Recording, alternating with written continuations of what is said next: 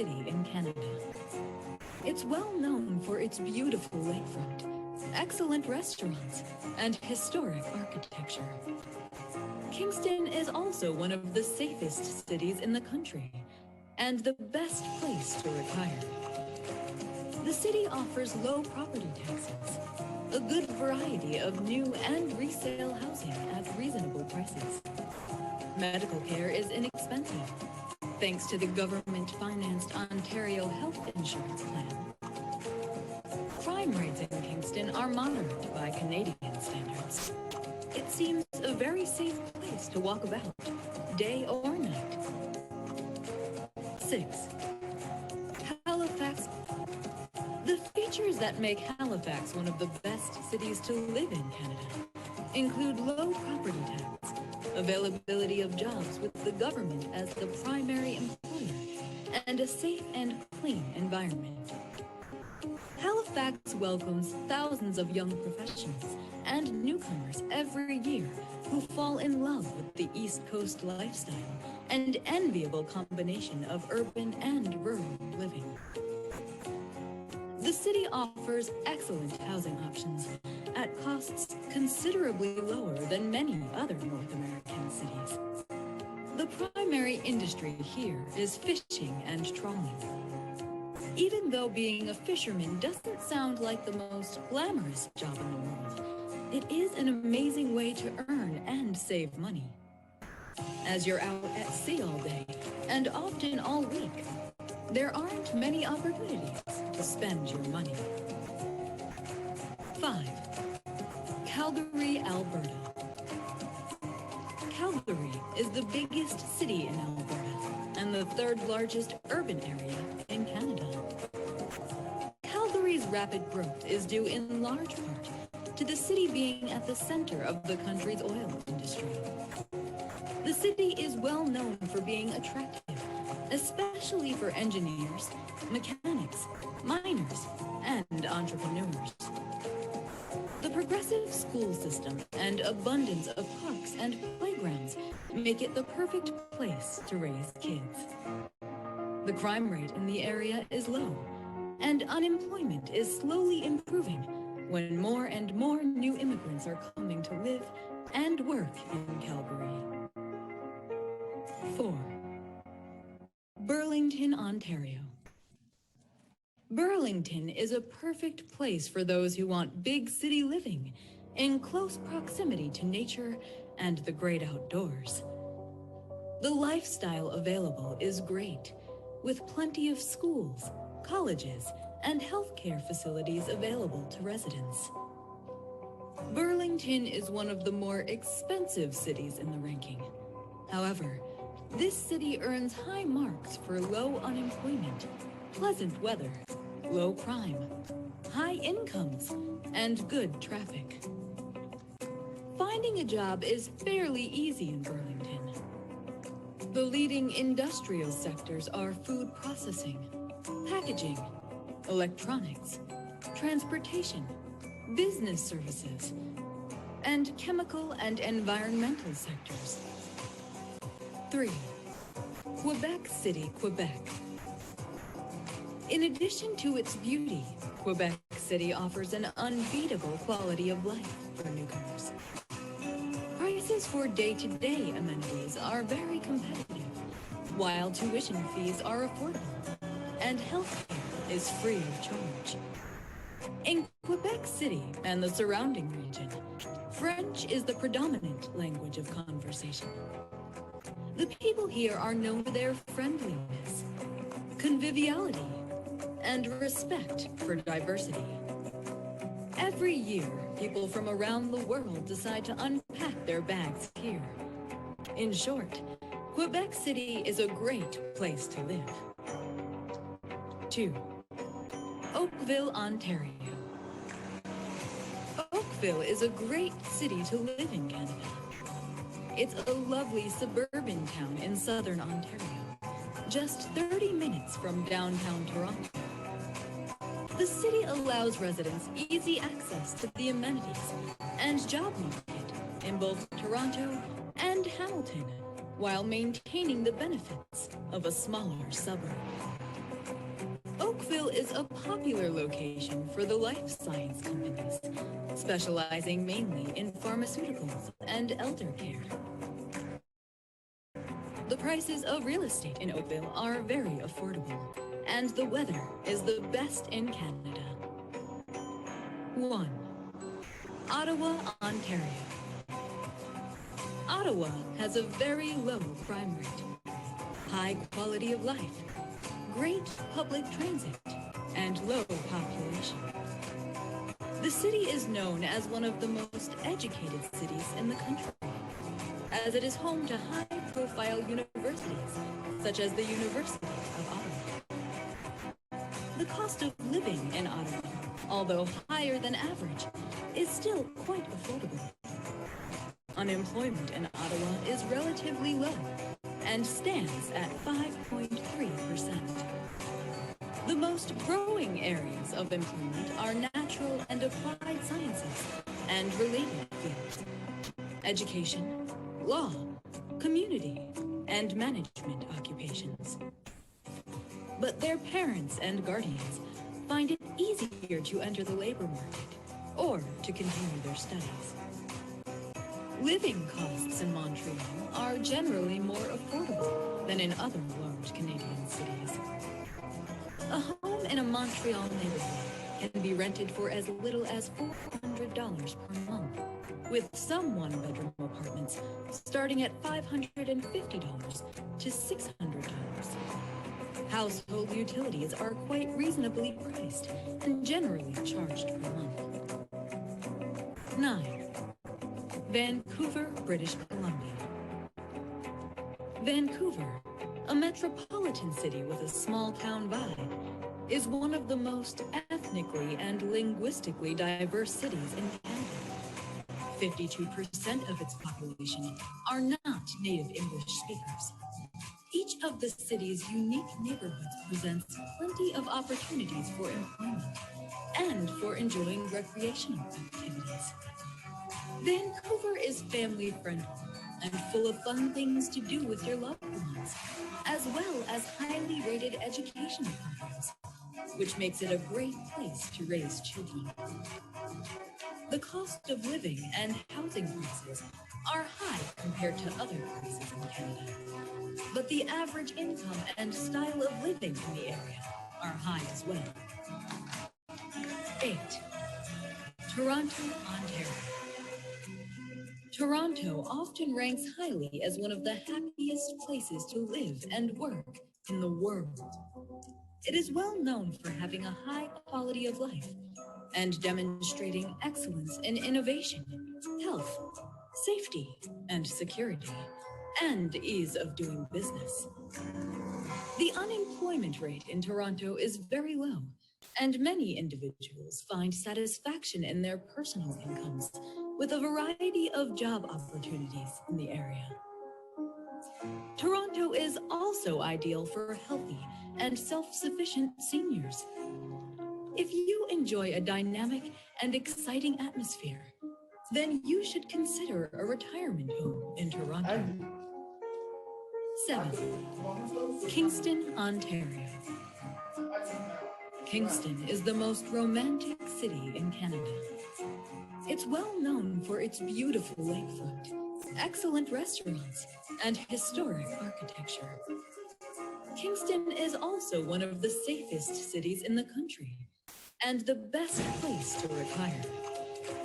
The city offers low property taxes, a good variety of new and resale housing at reasonable prices. Medical care is inexpensive, thanks to the government-financed Ontario health insurance plan. Crime rates in Kingston are moderate by Canadian standards. It seems a very safe place to walk about, day or night. 6. Halifax. The features that make Halifax one of the best cities to live in Canada include low property tax, availability of jobs with the government as the primary employer, and a safe and clean environment. Halifax welcomes thousands of young professionals and newcomers every year who fall in love with the East Coast lifestyle and enviable combination of urban and rural living.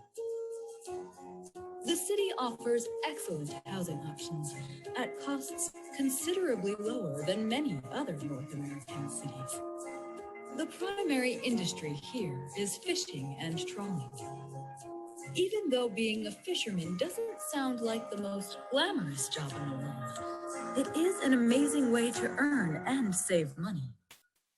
As you're out at sea all day, and often all week, there aren't many opportunities to spend your money. 5. Calgary, Alberta. Calgary is the biggest city in Alberta and the third largest urban area in Canada. Calgary's rapid growth is due in large part to the city being at the center of the country's oil industry. The city is well known for being attractive, especially for engineers, mechanics, miners, and entrepreneurs. The progressive school system and abundance of parks and playgrounds make it the perfect place to raise kids. The crime rate in the area is low, and unemployment is slowly improving when more and more new immigrants are coming to live and work in Calgary. 4. Burlington, Ontario. Burlington is a perfect place for those who want big city living in close proximity to nature and the great outdoors. The lifestyle available is great, with plenty of schools, colleges, and healthcare facilities available to residents. Burlington is one of the more expensive cities in the ranking. However, this city earns high marks for low unemployment, pleasant weather, low crime, high incomes, and good traffic. Finding a job is fairly easy in Burlington. The leading industrial sectors are food processing, packaging, electronics, transportation, business services, and chemical and environmental sector.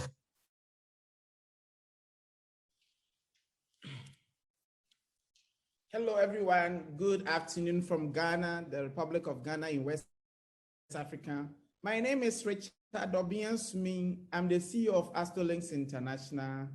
And this important day, I'm going to be your host to talk to you about why you should consider education in Canada.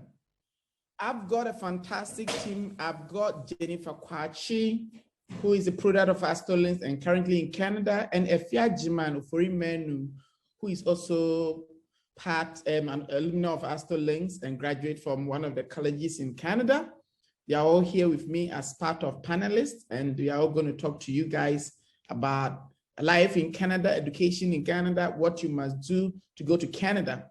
So this day, it's meant for people who want to improve their life, change their environment, improve their career, they want to earn extra money, they want to build a network and improve their intercultural understanding. If you happen to be one of these, then you are likely to be here, and I'm very confident that at the end of the day, the information I'm going to share with you will go a long way to impact, transform, build, strengthen, and keep you. So that is what we've got to do. Jennifer, please, can I hear your voice? Hi, can you hear me? Yes, we can hear you. You are a panelist now, and you can talk. We can see. Also, can we see you? Maybe if people want to see you, they want to see you in Canada. Yeah, sure. Give me one. Yeah, give me 1 second. Okay, Efia Ajima Ofori Menu, are you also there, please? Hi. Yes, Efia, people also want to see you. So if you can open your camera and for people to see you, and then we take it from there.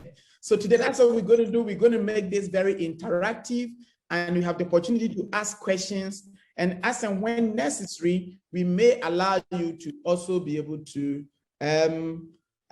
call in and ask. If you happen to be an Astrolinks client in Canada, please let us know by sending me a message to me directly, and I can make you a panelist. And so that's how we're going to do it today. I believe that those of you who have had the opportunity to be here, you are going to enjoy. Until my guests prepare themselves and get ready, let's enjoy this video one more time. What you can also do is to take advantage of this to send the link to your friends and your loved ones who have interest to study in one of the greatest countries in the world, Canada. Let's enjoy the video till it ends. 3. Quebec City, Quebec. In addition to its beauty, Quebec City offers an unbeatable quality of life for newcomers. Prices for day-to-day amenities are very competitive, while tuition fees are affordable, and healthcare is free of charge. In Quebec City and the surrounding region, French is the predominant language of conversation. The people here are known for their friendliness, conviviality, and respect for diversity. Every year, people from around the world decide to unpack their bags here. In short, Quebec City is a great place to live. 2. Oakville, Ontario. Oakville is a great city to live in Canada. It's a lovely suburban town in southern Ontario, just 30 minutes from downtown Toronto. The city allows residents easy access to the amenities and job market in both Toronto and Hamilton, while maintaining the benefits of a smaller suburb. Oakville is a popular location for the life science companies, specializing mainly in pharmaceuticals and elder care. The prices of real estate in Oakville are very affordable, and the weather is the best in Canada. 1. Ottawa, Ontario. Ottawa has a very low crime rate, high quality of life, great public transit, and low population. The city is known as one of the most educated cities in the country, as it is home to high-profile universities, such as the University of Ottawa. The cost of living in Ottawa, although higher than average, is still quite affordable. Unemployment in Ottawa is relatively low and stands at 5.3%. The most growing areas of employment. Okay, everyone, yes. So that's what we are here to do this important day. Are natural and applied. As I said, I have Jennifer Kwachi here, and Jennifer traveled to Canada to study. And so Jennifer, good afternoon from Ghana. We are in Ghana. You are in the city of Toronto at the moment, right? Actually, I moved to Ottawa last year. Okay, so where are you currently? Yeah. I'm in Ottawa. Okay, all right, fantastic. So then let's end the Ottawa because you can give more information about it. And related fields. Okay. Education, law, community, and management. I'm kind of having a little problem with my English is understood everywhere, and learning. Hello, Richard. Hello, yes. Integrating faster. I'm having a little problem with my camera. Okay, so just give me just give me a second. Okay, no problem. Okay, that's fine. All right. So everyone, as Jennifer is getting prepared, Efia, are you also around? Yeah, I'm around. Okay, so can we see you? Efia Jimai also lives in Alberta City and in Edmonton. I know it's Edmonton. If you have relocated, then you have to let me know. No, I'm still here. Is it possible we can see you, Efia? Yeah, I'm just having a little problem with my camera. It says I should do some settings, so that's what I'm doing. Okay, do it. Okay, as we are looking for it, so that's it. Or in getting certain types of employment.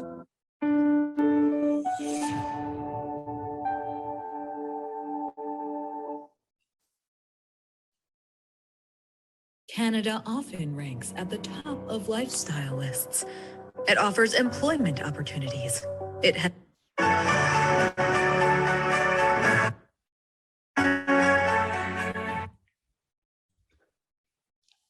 All right, so today I'm going to talk about education in Canada, how it will improve your future career and educational goals, how education in Canada can help you to build network, how education in Canada can improve your living conditions, how education in Canada can help you to become a Canadian citizen, to become another citizen. These and many more are the reasons why I'm here to talk to you. And I believe that at the end of the day, you will be blessed. Once again, my name is Richard Obiansuming. I'm the CEO of Asterlings, education consultancy firm that was birthed about 16 years ago in the city of Kumasi, Ghana, with current branches in Accra and Takoradi, with over 30 staff working full-time for the company. Over the last 8-9 years, we've been recruiting students from Ghana to study in legitimate designated institutions in Canada. And by the grace of God, we've sent students to almost every province in Canada, with a majority of our students we've sent to Canada becoming permanent residents and citizens at the moment. We have some of our students working in diverse areas in Canada, including Bank of Canada. Some working in high-profile banks, insurance firm, engineering firm, and all others are self-employed, plumbers, carpenters, all of them doing very well, supporting their family members in Ghana and helping the economy of Ghana to be better than it was. So today, we are going to look at it from that angle. So we've been doing this, and as a CEO and a chief consultant, I've done this for the past 9 years, as I said, and I've got over 500 students who have traveled from Ghana to study in Canada, and they have improved their life. I can say that some have also come back to Ghana to work in Ghana and helping Ghana to move forward in diverse areas. Currently, we have the Vice President of the Republic of Ghana who had his education also in Canada. So Canada and Ghana has a long history of Canadians imparting in Ghanaians' life when it comes to the Canadian aid. They have a lot of NGOs that are supporting Ghanaians, and a lot of Ghanaians have also gone to Canada to help Canada. So today we are going to look at how you as a Ghanaian young man, woman, a graduate, whoever you are, can travel to Canada through international education for your life to improve. So I want to start by talking briefly 5 minutes, and then Jennifer will come in. I want to say that I'm going to talk about every aspect of the process, and we take it from there. Why do students easily get study permit refusals? Why do students get study permit refusals? Why do a lot of students get visa refusals? I want to say that before I got a visa to travel abroad myself as a student, so I have traveled abroad to work as a student, and then I came back to set up this business. So I have experience as an international student. The first I have on the board is that if you want to travel and you are not going to travel through a legitimate institution like Asterlings and many others, or with immigration consultant, what happens at the end of the day is that most often you may not know the requirement, and even if you have the documents, you could be refused a visa.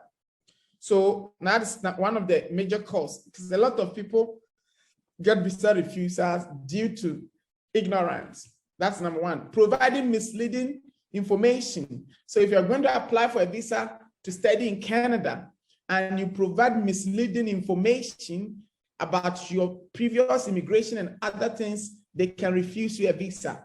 If you provide a fraudulent document, they know what a fraudulent document. After the event, if you book appointment with me, probably you will know. If you provide a fraudulent document, you will be refused a visa straightforward. And you are going to have a 5-year ban. You can't go to Canada for 5 years.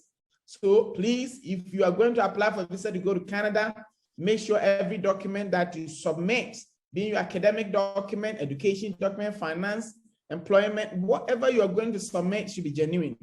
Lack of funds and poor evidence of sponsorship. So for example, if you're going to study in Canada and you don't have enough money to show that you can pay your tuition fees and your living expenses, I am afraid you'll be refused a visa.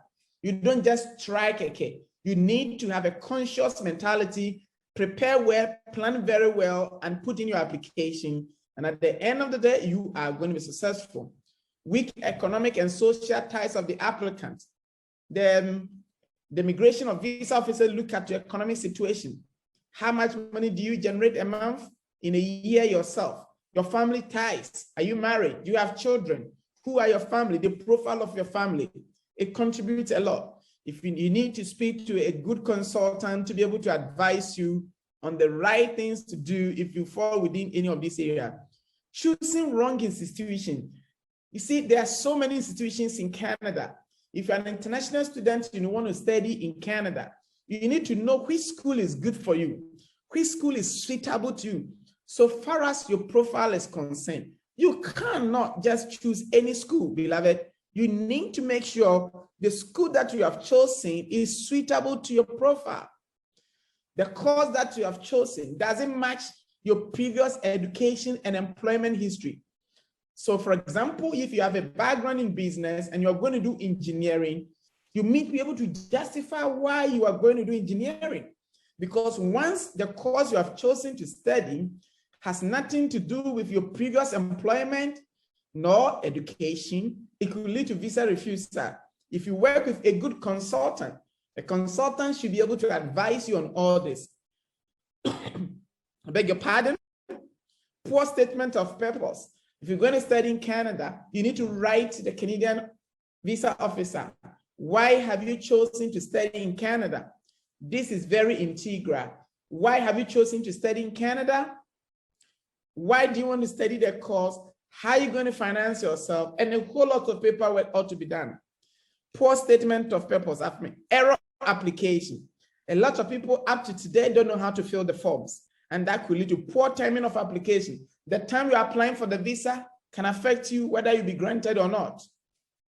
Then the economic and social and political issues prevailing in your country. So if you are going to study in Canada, wherever you come from, it has an effect on whether your visa will be considered or will not be considered. So all these things have a role to play. Thank you so much. So we are going to look at facts about Canada. Facts about Canada. Canada is the second largest country. Canada is the second largest country located in North America. So if you don't know, Canada is the second largest country. Canada has a population of, so we're the second largest country with only 37.5 million people, which is relatively small for such a big country. This means that the future of Canada is great. And therefore, students who are looking for opportunity to study in Canada, you can think of a country that has a lot of opportunities for you in the future. Canada is a bilingual nation. Some part of Canadians speak English, whereas others speak French. And even when you go to New Brunswick, they speak both English and French.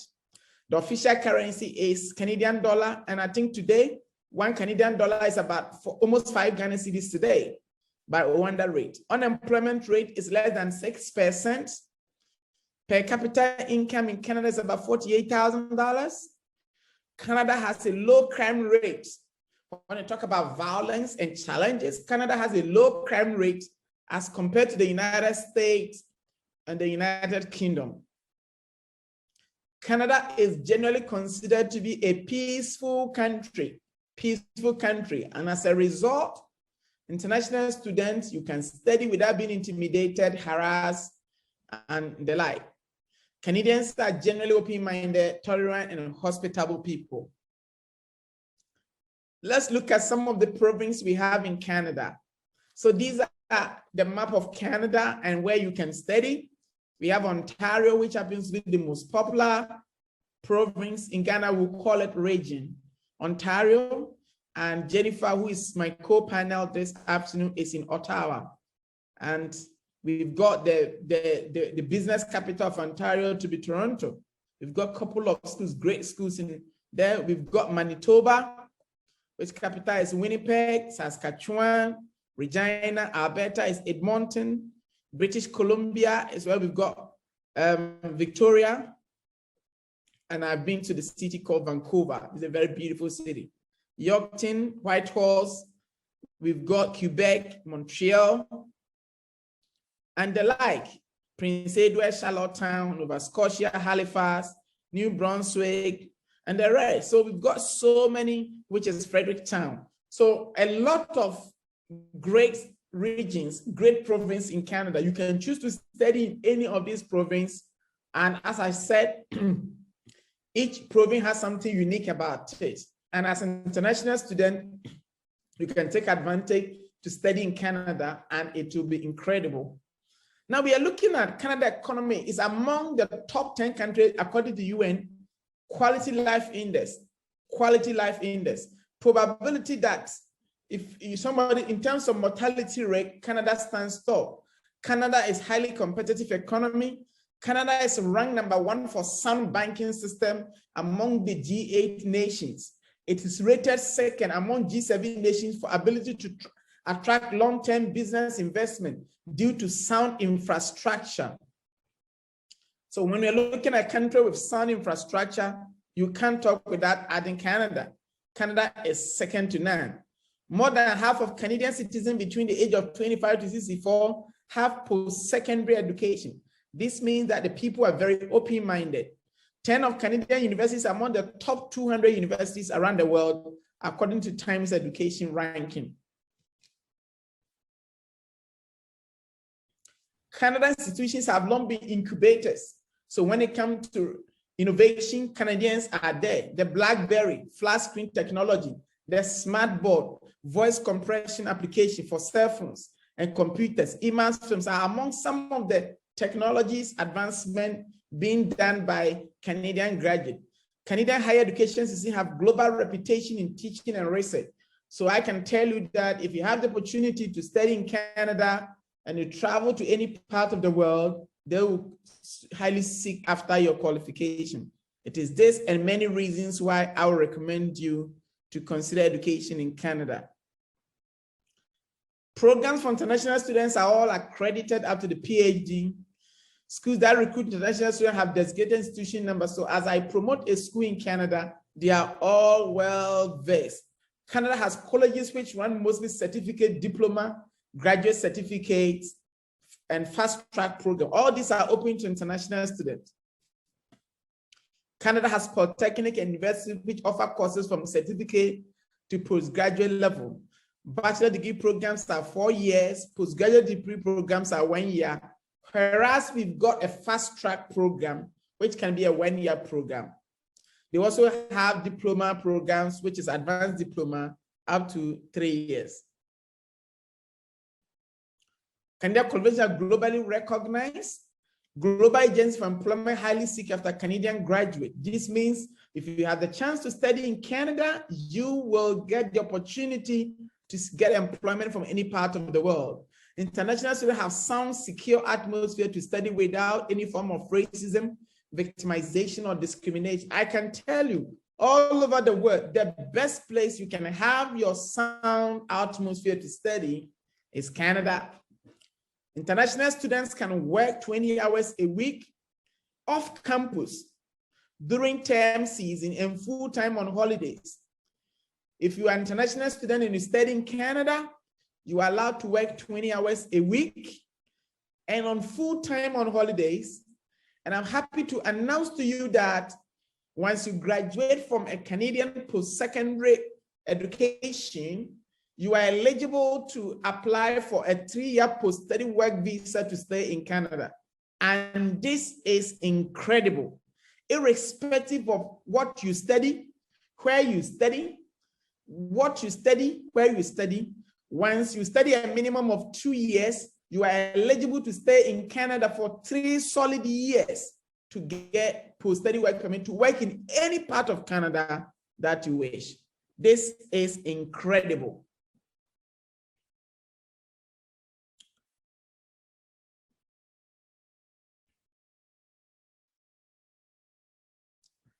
Now, if you are married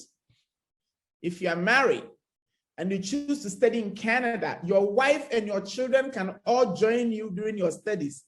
This is amazing and fantastic.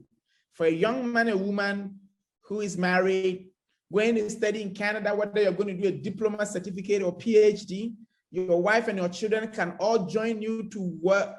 Your wife can work unlimited hours once you are studying in Canada. A lot of Canadian programs have core placement that prepare students to gain hands-on experience. Let me tell you, I have a student who's traveled to Canada, and just after 3 years of staying in Canada, he got his permanent resident because the course he pursued had a co-op, and by the time he graduated, he had an extra work permit that allowed him, and he gained enough hands-on experience that really gave him a lot of competitive advantage. Most international students are able to work and raise funds to finance their tuition fees due to more job opportunities in Canada. So if you are going to study in Canada, I can assure you that you have the opportunity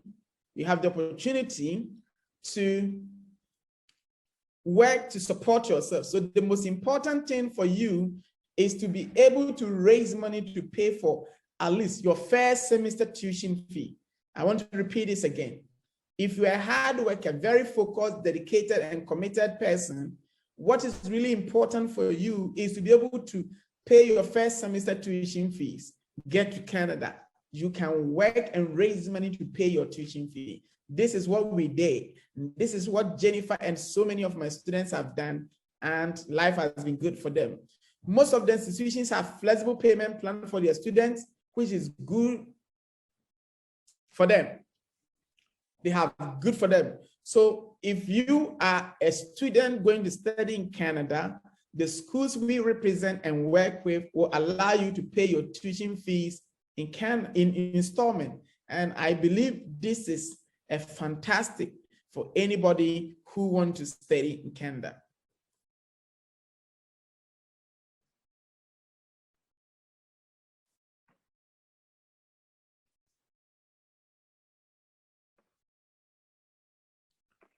At this stage, so I want Jennifer to come in. Jennifer, so we have about 300 people here on webinar, on our Zoom. They want to know, how has life in Canada been? Can you introduce yourself, who you are, where you live in Ghana, and the schools you attended, and the year you went to Canada, the school you attended, and how has life been in 5 minutes, if you can talk to these wonderful people here.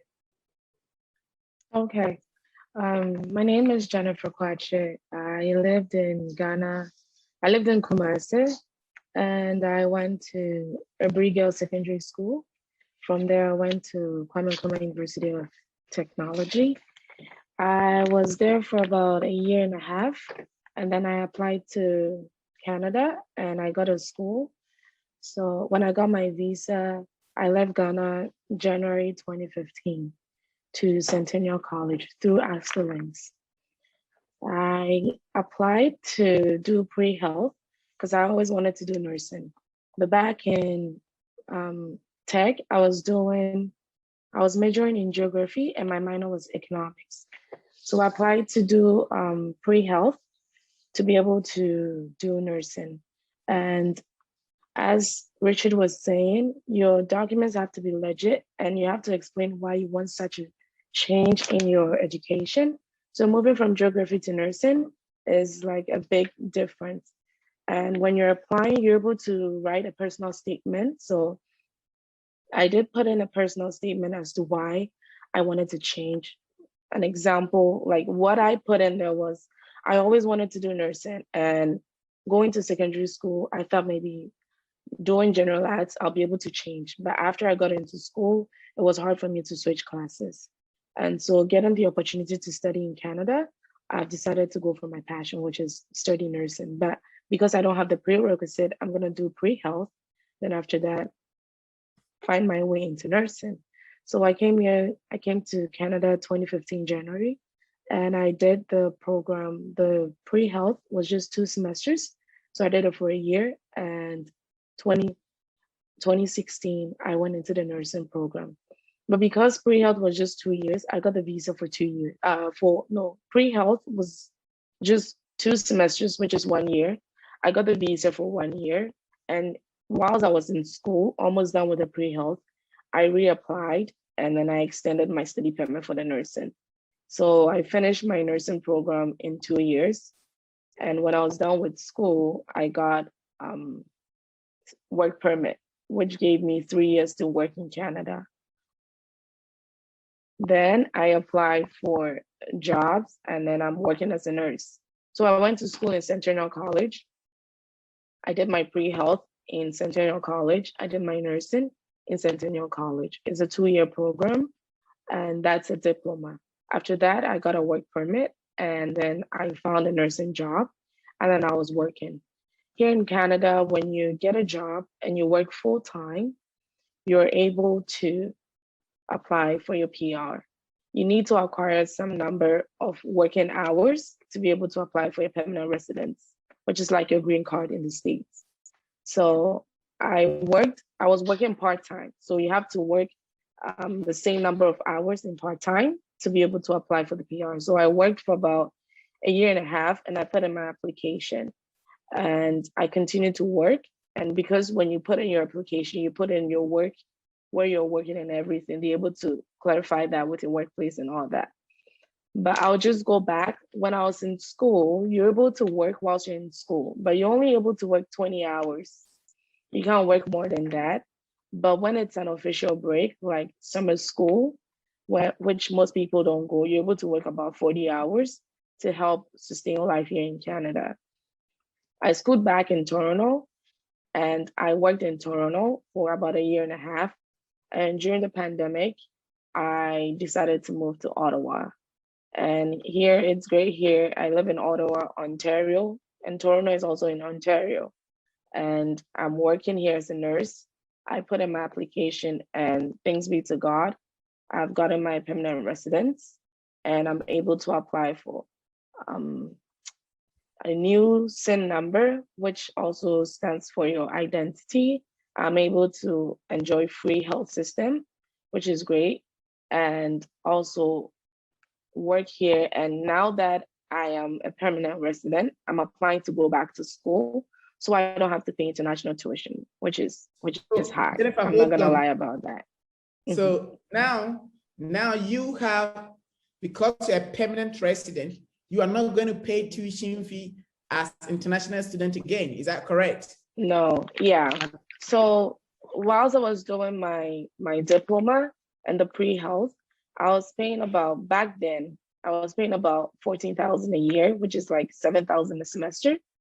But now that I'm a permanent resident and I'm planning on going back to school to get my degree, I'll be paying about $3,000 a semester, which is about less than half of what I used to pay. So okay, so I want to come here. So this is what I call pathway for success. The secret is, some of you, we can show you the same pathway. And I've been teaching people, if you want to go to Canada, if you want to go to the university to do a degree, 4 years degree, I can show you, and let's say your tuition fee is $20,000. It will take you $80,000 to have a degree as an international student. I can show you the pathway. Get a diploma for 2 years. And after 2 years, stay in Canada and work for 1 year. Get your PR, go back to the university for 2 years, and you pay cheap. So if somebody's going to pay $80,000 to get a degree, through AstroLinks and my skill as a consultant, with $52,000, you can get your degree, work permit, work experience, and you will stand tall than one who graduated directly from a university. So now that Jennifer has done a diploma and she's a registered nurse now, and she want to go back to the university, she's going to pay tuition fee as a local student. And if you are an international student who went to do the degree direct, you are going to spend more. Meanwhile, she's got working experience. So when she finishes her degree and she want to take a new role, the probability that she'll get a better conditions of service is very high. This is what we call pathway for success. Jennifer, so you came from Ghana and you studied in Canada. I know your brother is also there. You came to AstroLinks as well. Yes, so so young people from Ghana, we've got about 250 something people listening to us now. They want to study in Canada. What advice have you got to tell them? Especially those who don't have money enough. to pay all the tuition fee, what advice would you tell them? I want you to be honest and practical with them. Okay. Well, money is always the issue. But yeah, so what I can say is when you're applying, one, you need a good bank statement, and you have to be able to pay, let's say, the first semester of the tuition to assure the immigration officer that you are actually going to go to school. So in my honest opinion, you need to get that. If your tuition is about $16,000 a year, you pay the $8,000 with your application process and everything before you apply for the visa. I know it's hard, but if you have to work for that and get that, you do that. And then if you get the visa and you come in, I always say, go to the school, go to the first semester school. Whilst you're in school, you can only work for 20 hours. Take the next semester off, work here, gather some money, and use it to go to school for the next semester. If the school is going to take you 2 years to complete and you don't have the financial assistance, go to school while you can. And when it's an official break, like summertime, you can work 40 hours. You can work factory job to be able to gather the money and go to the school. Because I promise you, the school is the easy access to be able to get your permanent residence. People would like to go through marriage and, you know, do this, do that. But it's hard because when you want to do that, that person that you want to do that can change their mind easily. So you working and going to pay somebody to do that, it's not worth it. Because when you go to the school, one, you're getting education. Two, you're going to get a certificate that you'll be able to work. And here, it doesn't matter if you're in the university. When you go apply for a job, I believe they don't look at, oh, you went to university, or you went to college, you have a degree, you have a diploma. Once you qualify for the job, you're gonna get it. And yes, I'm a registered practical nurse, and then there is a registered nurse. And as Richard said, right now I have work experience. If I go back to school and I work and I become a registered nurse, somebody who just got their degree, who doesn't have experience, and I who have experience and I'm a registered nurse, they're definitely going to take me over the person that doesn't have the experience. So yeah, money is always an issue, but if you want to come here, it's going to take determination and hard work. You come in here, you've already paid the first semester tuition. You're going to be in school. You work your 20 hours. You look for any job, working in a clothing store, in a food factory, McDonald's, Burger King. You're able to work 20 hours in a week. It's going to be hard studying and working. When I got here and I had to do that, I was like, I wish I was in Ghana. But I think it also gives you the sense of independence. Because when you're in Ghana, you're at home, you're in your parents' home, they're feeding you, they're giving you pocket money and all that. But when you're here, you get a sense of independence. You're able to work, and then you save that money. When it's summertime, you're able to work more than the 20 hours. You're able to work 40 hours. Take that opportunity, work it, get your tuition. And when you're in school, if you don't get the full tuition, that's something I almost forgot. If you don't get the full tuition, there's something called promissory note. You're able to they'll tell you to make a down payment. Let's say if it's 8,000 you're supposed to pay, they'll tell you, okay, pay about 3,500. And then the rest, you're going to pay it in installments. You have a deadline. If you don't make it, yes, interest is going to add up. But that way is better than you just say, I'm going to stay home and then not go to the school. Because mind you, when you're done with the school, let's say you don't finish the school and you need to extend your visa, you're going to apply again. The immigration officer is going to look at your process and say, you came to school for 2 years. You've only gone to school 1 semester and you want to extend your visa. Why should I extend it for you? It doesn't show any sense of seriousness. But let's say you've done 3 semesters, you need 1 more semester, you're not done. You can extend it. They will see, okay, you've applied, you've done this, you've gone to school, your grades are good, your transcript looks good. Okay, we'll extend it for you. And then you're able to get more time to work and more time to pay your tuition. I hope that helps. Yes, thank you very much, Jennifer. So as Jennifer said, the most important thing for you is try to raise money to pay for your first semester tuition fees. That is, the first thing is to raise money, pay for your first semester tuition fees, and get to Canada. You will survive. The truth is that opportunities are there, but it's not like you are going to get everything cheaper. You work for it. There's job opportunities. Whether you want to work in a factory, any environment, there are job opportunities. If you are not lazy, if you're a smart kid and you have the zeal to work hard, burn the night oil, I can assure you, you will survive and be better. And I know a couple of Ghanaians are already doing that because you guys came from a hard background. And so if once you are a survivor in Ghana, I hope you are going to survive. So let's continue. Jennifer, I'll come back to you again.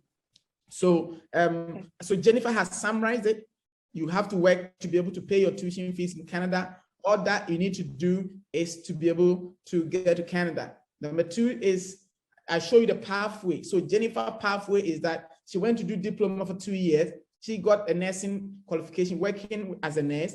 And now she's working full time. She'll go back to the university and do 2 years and only pay $6,000, $3,000 a year. If you have a degree, what can you also do? I will show you the secret. Everything about Canada, I've done this for the past 10 years, and I've got experience with over 500 students living in Canada and many parts of the world, only through Canada education, not including UK, Australia, and the rest. This is what I do for living. And so I'm going to engage you today and I show you a lot about Efia. Are you also there? Yes, I'm here, but I tried to fix my camera, but it didn't work. It didn't work. Okay, so Efia can also talk to us, introduce us to you, who you are, where were you living in Ghana, where did you school, where are you in Canada, what's going on? Thank you very much. Okay, before I start, I would just like to thank you for giving me this opportunity to talk to everyone.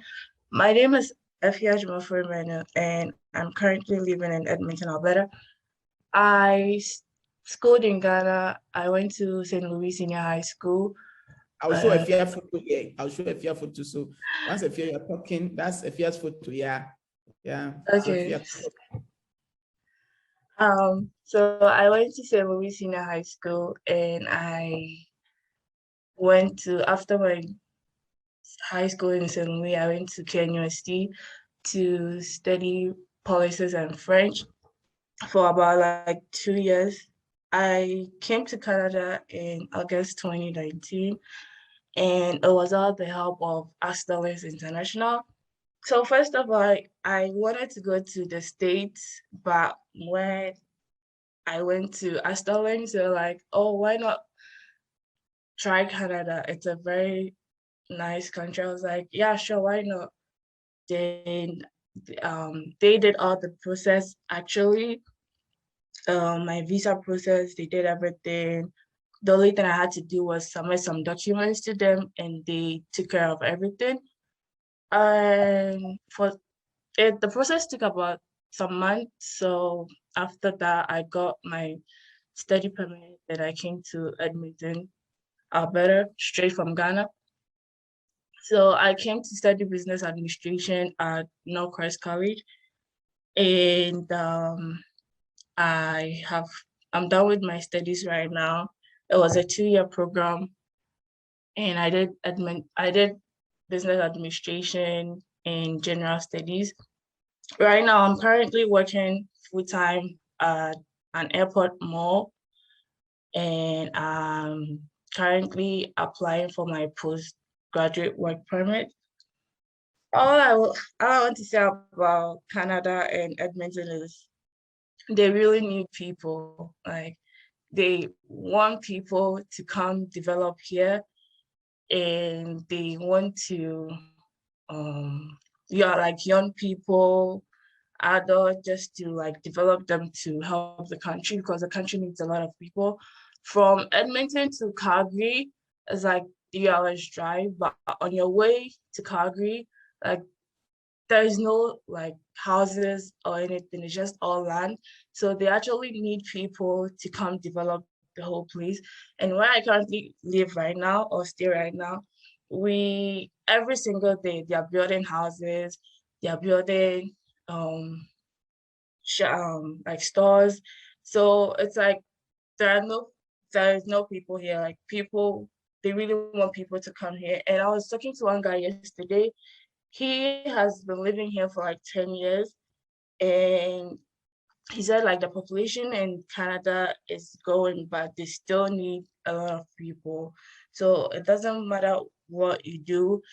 Like, if you go to school, if you study, you graduate, you get like a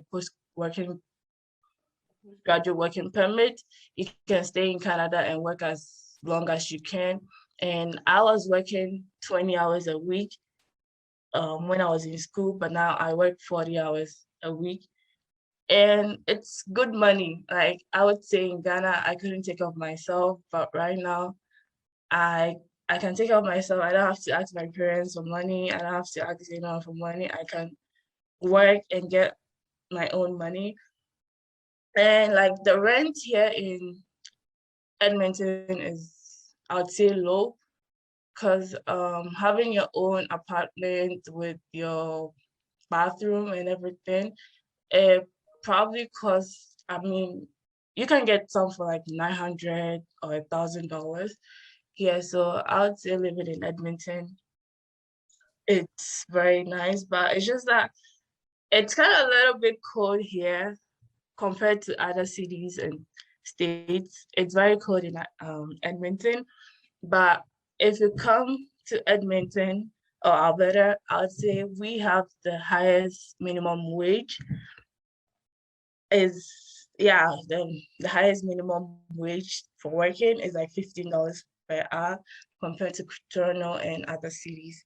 So if you want to travel abroad or leave Ghana to go somewhere else, is Canada, I would say you should come, and you should know how you're doing your process, do it legit and good people, because I know people who has been like wanting to come to Canada but has been refused visa, and they have been trying like almost for some years now, but still hasn't gotten the chance to come to Canada. So I would say if you want to travel somewhere else, travel with good people, like legit people, like for example, Astor Links International. So yeah, that's all about it. Thank you, Efia. That is incredible. So Efia, you also hold on a bit for me. So Efia is in Alberta, Edmonton City, and went to Northwest College, went 2019,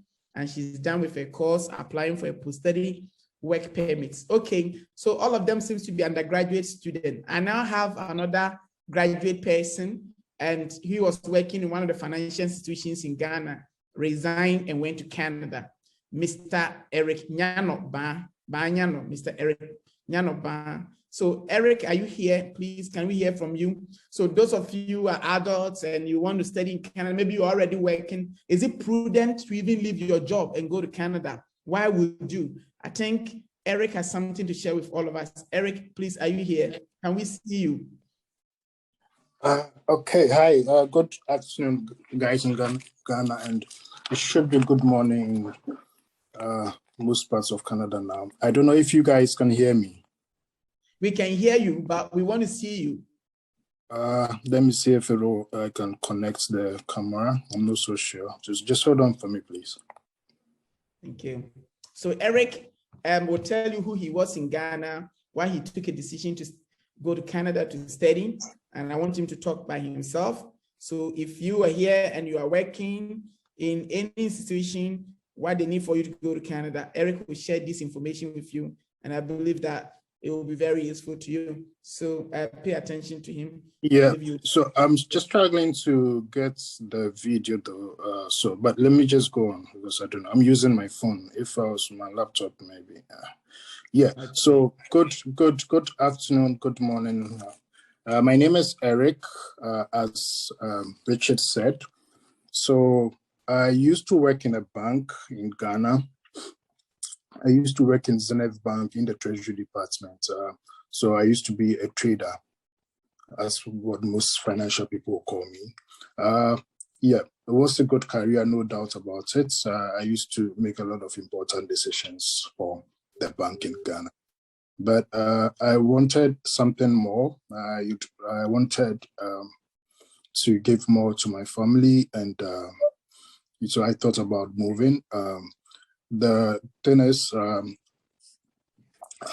I've had experience schooling outside, so I know how it's like, and I've thought about moving to Canada. I didn't want to do the States for some reasons. Yeah. What I would say is, yeah, if you are thinking of getting to Canada, just make sure your documentations are right and you do it through the right people. And for that matter, Astrolinks.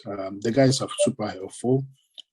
I was super busy, and you can imagine I dealt with Richard and never met him in person. I've dealt with Mavis, never met her in person. She was very, very helpful because I was very busy and it was just phone calls and emails and text messages. I never met them in person. Okay, maybe it was just the height of the pandemic, but yeah, I couldn't have the time to go to Kumasi. I was living in Lacroix and all that stuff. But these guys were super helpful and they did help me. So it's, yes, if you decide to move, especially like somebody in my position, it was a bit scary and people wondered why I decided to move, given like I had a good job and all that stuff. But as I said, I wanted to, I wanted more. Initially, it might look scary, but yes, just like any new thing we want to start. But God being so good, things have moved pretty fast for me, and I'm super, super grateful. And as Richard pointed out, if you really would want to put yourself to the hard work, you would be fine. So I'm a student, and when I got in, I started with one other job. I had to stop and move on to another job, and currently actually work from the house. And maybe because of my background and my experiences, but I mean, it's not so difficult finding a job working at the same time schooling. It's not a big deal. I mean, most people who've not done it before might think it's a big deal. That is the norm here, okay? And you would find something to do if you are willing to find something to do. And there are opportunities. I'm actually in Saskatchewan, in Saskatoon. And so it's just about 6 hours drive from where Ifia is. It's not as busy and as a big economy like Alberta. Alberta is super big and this is a bigger economy because it's more oil reserve, all that oil business there. Yeah, but even that, there are still opportunities here. And every day out, they are looking for people to come in. Canada actually I think is the country with the second biggest mass of land in the world with very few people. So the country actually was just trying to attract people in. And so there are opportunities, no doubt about it. You need to apply yourself. And once you're coming through school and you just apply yourself through school, you will definitely find something to do. It might take some time, but once you keep on pushing, you would get something to do. And it's quite generous because once you're done with school, they give you work permits to look for a job, and you can also through that apply to be a permanent resident if that's what you desire. So okay, it's Eric, not that bad. Yeah. So Eric, people within your age bracket, people within your class, people within their 30s and above, and they're already working in Ghana, and they want to take advantage to go to Canada. Can you highlight on that? People within your age bracket, they're already working, at least they do something in Ghana meaningfully, and they want to come to Canada. What advice have you got for them? So I try very hard not to, I don't know how to put it. So it's I feel it's a personal decision, and it's not like you need to push it on somebody. Personally, as I said, I had opportunity to school in the UK, so I knew how these things work and how to be a student outside and how schooling outside works. If you really, really in my kind of age bracket, because what I realized, I thought that fine, I was a bit old coming to do a graduate degree. I didn't want to also do a PhD, because this is actually my second master's degree. So when I go in, I realized that there were people even older than me, people in their 40s who were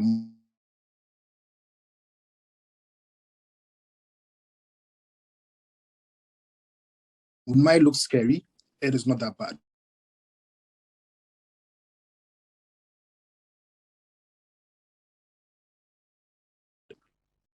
If you might have some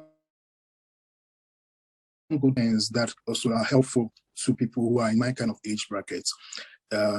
So that kind of experience naturally helps if you want to apply yourself. Initially it might look scary, but it's not. You would find your feet if you keep on applying yourself, so that you can make money whilst you're going to school, and yeah, you'll be fine. Fantastic, great. So Eric, finally, my final question to you is, you left Ghana, you were working, you were okay in Ghana. If you decided not to travel from Ghana and even stayed in Ghana as somebody working with a high profile bank like Zenith Bank, you would have still been able to make it in Ghana. So compare what you were doing in Ghana to what you're experiencing in Ghana. Do you think that the investment you have made, there is value for money? Yeah, I think so. As I said, this kind of decision, it's will tell over time in the future.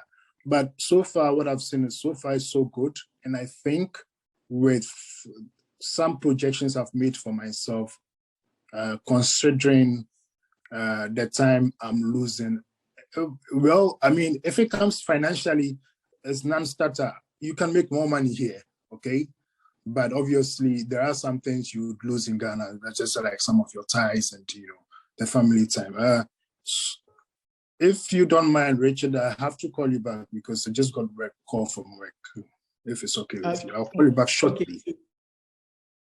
Thank you very much, Eric. So we'll be looking forward to re-engage you in the course of the program. Thank you, Eric, for your time. Thank you. All right. So thank you so much. So that was Mr. Eric Ban, who happens to be a former employee of Zenith Bank and left to Canada last year, currently in Saskatchewan and schooling and working at the same time. That is it. So that is what we stand for, and that's what we continue to do to encourage everyone to be able to study in Canada. So as I said, you're allowed to bring your spouse to join you to work full-time to support you. You can work to pay your tuition fees once you're in Canada. What you need to do is to be able to get your first semester tuition fee to pay and get the good documents to apply for visa and get your visa. Once you arrive in Canada, you will survive. That's what I keep telling people. And you have to look at the permanent opportunities in Canada, especially becoming a Canadian permanent resident within 3 years of your arrival, and then becoming a citizen within 5 years. I think this is very incredible, and I recommend that you take advantage of it if you have the intention. We are currently doing applications. We just closed September intake. We are currently doing the winter intake, which is January 2022. And we also have some schools that have April and May 2022. So if you are ready to apply, I'm going to engage you and recommend that you start your application as soon as possible. Requirement for admission, you must have educational certificate and transcript.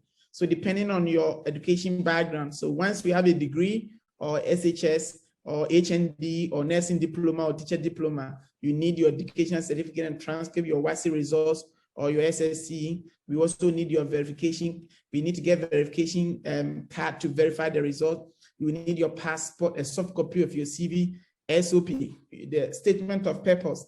Once you're doing the statement of purpose, our team will guide you. Once you become our client, our team will guide you and show you how to write a statement of purpose to meet the requirement for admission, and also guide you to write SOP for visa. Few institutions may have required for other credential evaluation. There are some schools that may require additional documents. During the process, we'll let you know if you need that. Students going to do engineering and management may be asked to provide GRE or GMAT in most of the Canadian university. If it's for postgraduate, there are schools that may require that. And so if the school we are going to apply for you require that, we will also help you. Canadian institutions do not require English proficiency. So if you have a degree or SSC from Ghana and you're going to study in Canada, mostly you don't need to provide IELTS, TOEFL, GMAT, Pearson, or whatever people be asking. You don't need it. So once you're applying through us, most of our schools, you don't need that.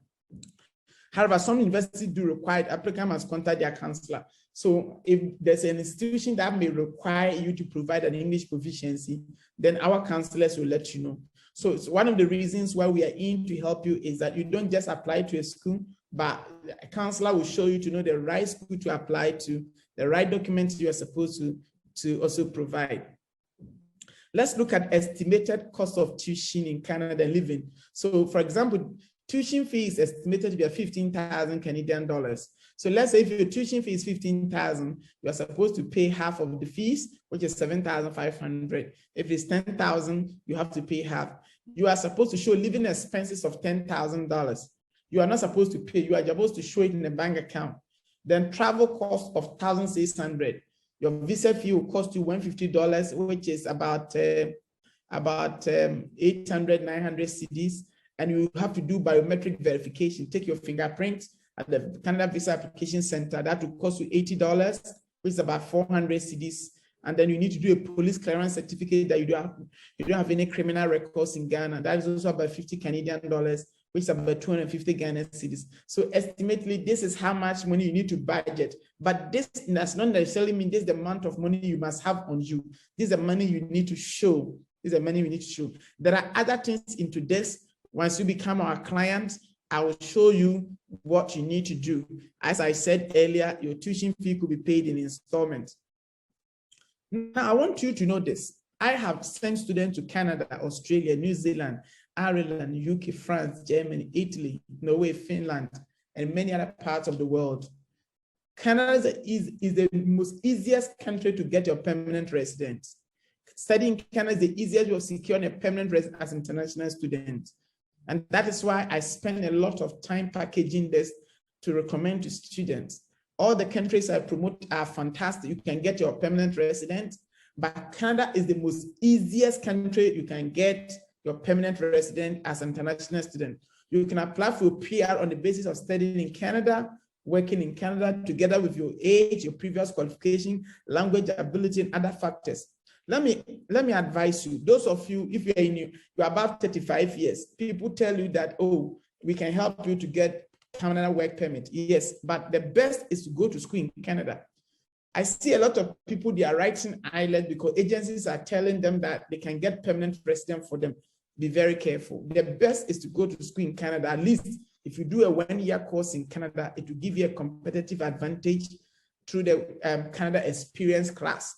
So go to school in Canada. It will give you the opportunity to get a permanent resident, and your wife and your children will all get it. Through my study programs like this, I have over 50 students who have traveled to Canada to study from certificate to progress through us, and today they are enjoying their permanent residence.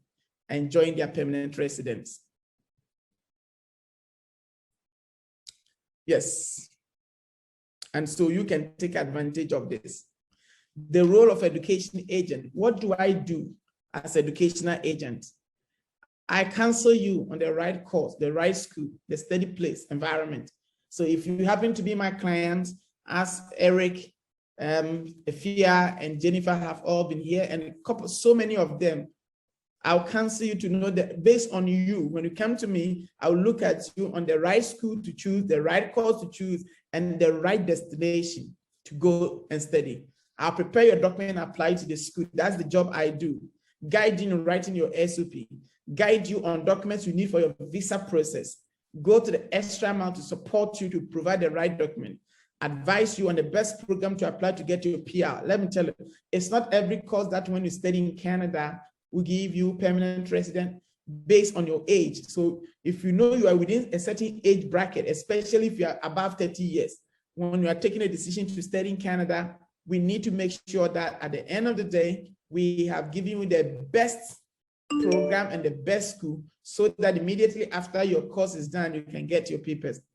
My team will give you pre-departure orientation and connect you with a student who has passed through us like Eric and the rest, so they can help you when you arrive in Canada, support you to get your paperwork and get a job and move on. This is what I do as a consultant, and this is what I do for people from Ghana and across Africa.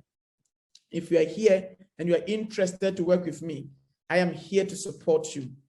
Applicants, so requirement for a successful study permit application. How would your visa application be successful? Applicant economic and social document, employment evidence.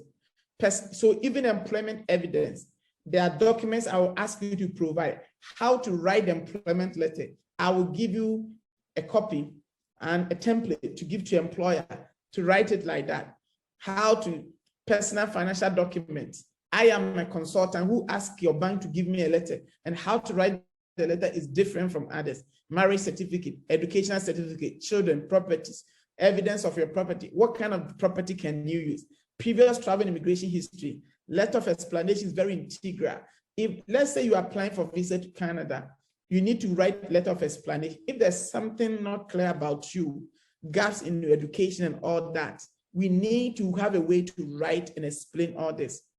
Custodian declaration for children below the age of 18. Certificate of study from Quebec province, if you chose to study there. So these are many other things that we will make sure you put it in place together with our immigration consultant to ensure that we apply your visa for you on time and at the right time to ensure that you get a successful study permit application. My processing fee is $1,000 US dollars. That's my processing fee. But we have already given a discount of $500. So if you choose to study with us today, I've already given a discount of $500. So my service is $500. However, I am still giving away $200 discount right now until I end this event. Anybody who is ready now, you want to engage the services of Astolinks to support you to apply to study in Canada, know the requirement, the right school, the right course, what you need to do, irrespective of your background, looking for scholarship, looking to pay fee, whatever your situation may be. If you want to engage me, my name is Richard Obiansumi, CEO of Astolinks, together with any of my able consultant and counselors, as well as my immigration consultant in Canada. Today, you have to pay $50 right now. That is 200 Ghana cedis. If you can pay 200 Ghana cedis right now to my mobile number to book a seat, that means you are only going to pay $300 for the whole process. The whole process, $300 for the whole process. That's what we're going to do. So I'm giving a whooping discount of $700 right now. If only you can make a deposit of $50, which is 200 Ghana cedis. If you book appointment, 200. And how do you pay the money? You pay the money by sending it to our Momo 0244 502752. Please, when you are sending the money, kindly use your telephone number as a reference so we can call you and book appointment with you. So if you are watching me, listening to me right now, you want to meet me and my team, you want us to support you, we want to show you the right school for you in Canada, the right course for you in Canada, the right destination in Canada. You want to know the right time to apply, the right document to apply, irrespective of your background and your profile. If you're interested, you want to consult me as educational consultant for Canadian universities. I work with over 100 colleges and universities in Canada, in almost all the provinces in Canada. Just book appointment, and from tomorrow, my able team will schedule a Zoom meeting. I'll have 20 minutes to talk to you and show you the right document. We'll do your application for you, so that from January 2022, you can have the opportunity to study, live, and work in Canada with yourself and that of your family. You just have to book an appointment with me right now. My appointment fee is 200 Ghana cedis, which is about $50. So you can pay right now through the mobile money. I'm giving this to the first 10 people. The first 10 people. As soon as I am done with this event, the offer will end. As soon as I finish the event, the offer will end. And if you walk into my office, you are going to pay $1,000. I have to be honest with you. So that is it. If you have any question, before I continue, if you have any question to ask, you may bring your question now. Thank you so much. Thank you. If you have any question to ask,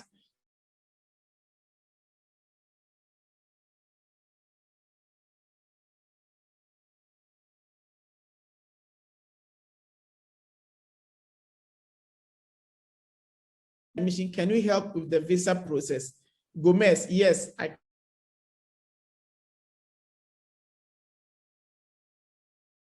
can. Gomez, I can. So book appointment with me by 0244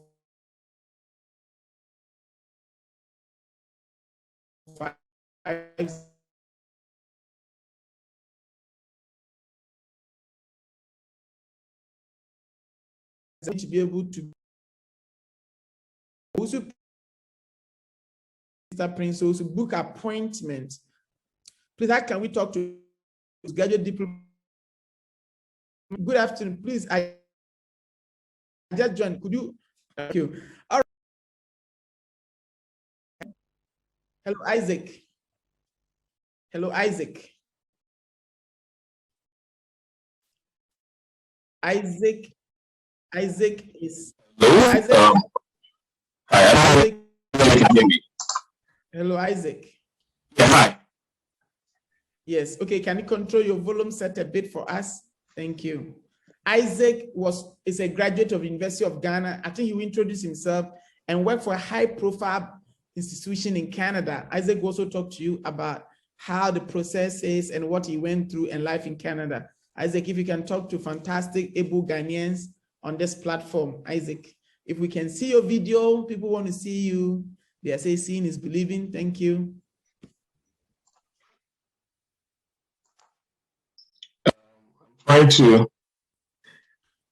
I'm trying to start the video, but it's telling me I can't for some reason. Okay, let me try to see if we have to.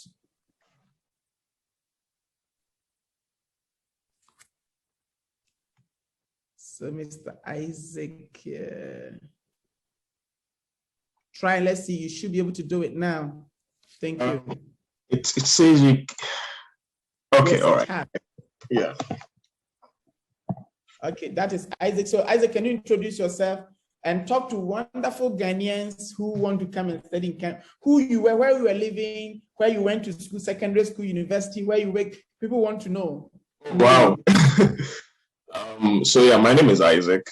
Isaac Ajman. I grew up in Kumasi. I studied in Accra. So where I went to school, maybe I'll start from secondary school, I guess, because JSS might be a bit too far. Okay. I started with Presec in Accra. I did my first year in Presec. I did business, and then I transferred to Pembroke College. So that's where I did my second and third years. And then after that, I went to the University of Ghana. So I went to the University of Ghana Business School. I studied business administration, and the major was in accounting. After that, I worked for a while in Ghana. I started working for Deloitte as an auditor, and then I moved into banking. So I worked for UBA for a while, which is a Nigerian bank in Ghana. I worked in internal control and assurance, and I was working as an auditor for UBA. And then I decided to do my master's in Canada. So for me, I think my process was a bit different because I got a full scholarship to study business. So I think Brock University. Yeah, with Brock University. So I did a 2-year master's in business program in accounting with Brock University, and I think it was a very good experience, especially, of course, the fact that you don't have to pay tuition. I mean, it's not everybody that gets that opportunity. However, I think you have to put a lot of work into it. I mean, writing of your GMAT and putting a lot of effort into writing your statement of purpose. And I mean, we get these questions a lot. I think if you are somebody who got a first class or a second class upper, it's something that you can also look at. Whether you can also apply to get a full scholarship to study. And in addition to the package that I had, I was also a graduate assistant. So it means that you get paid on a monthly basis to teach. And then it's very good experience as well. So after school, I joined a bank. So I started with the Bank of Montreal here. Because I had the experience from Ghana, it was a bit easier for me to transition into banking here. I worked with the Bank of Montreal, and then I moved to the Canadian Imperial Bank of Commerce. So I started work for 2 banks here, but currently I'm working with the government. So where I'm working is the equivalent of let's say the Ministry of Finance in Ghana. So what we do is to ensure that the government is spending the money right. So I work in an advisory role, auditing government projects and stuff like that. So that's my current job here. I don't know whether you have any other questions. I'm married I just had a baby 3 months ago. So I'm working from home, which is quite good to have time spending with your family and all that. So okay.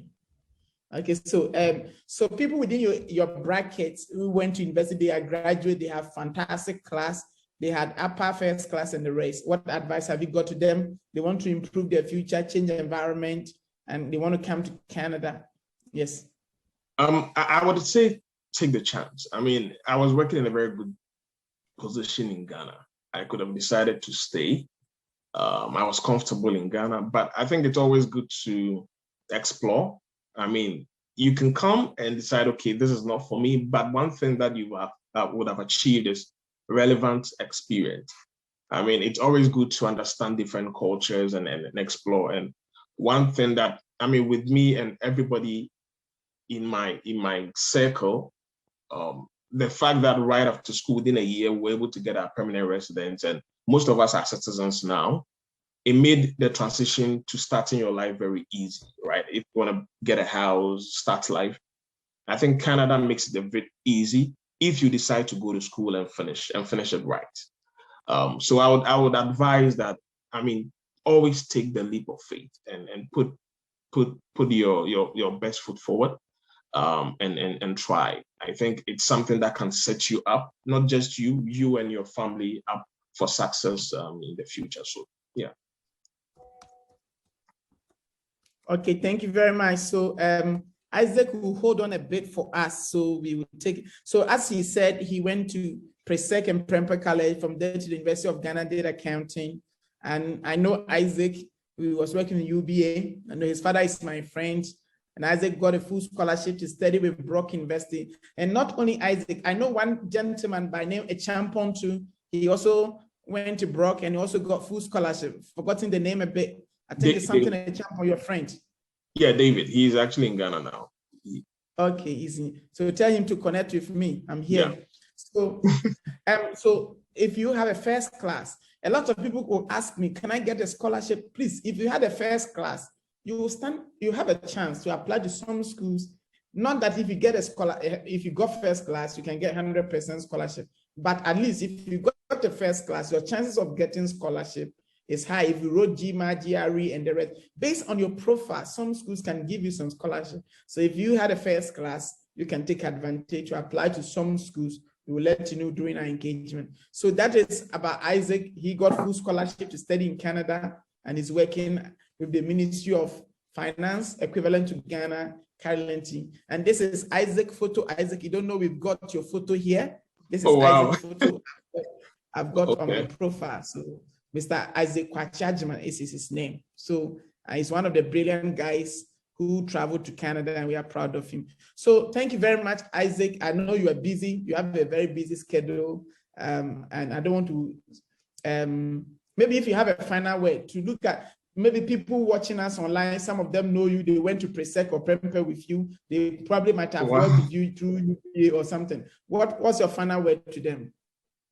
I mean, Richard is an amazing person. He's helped a lot of people that I know. If you have any questions, please don't hesitate to reach out to him.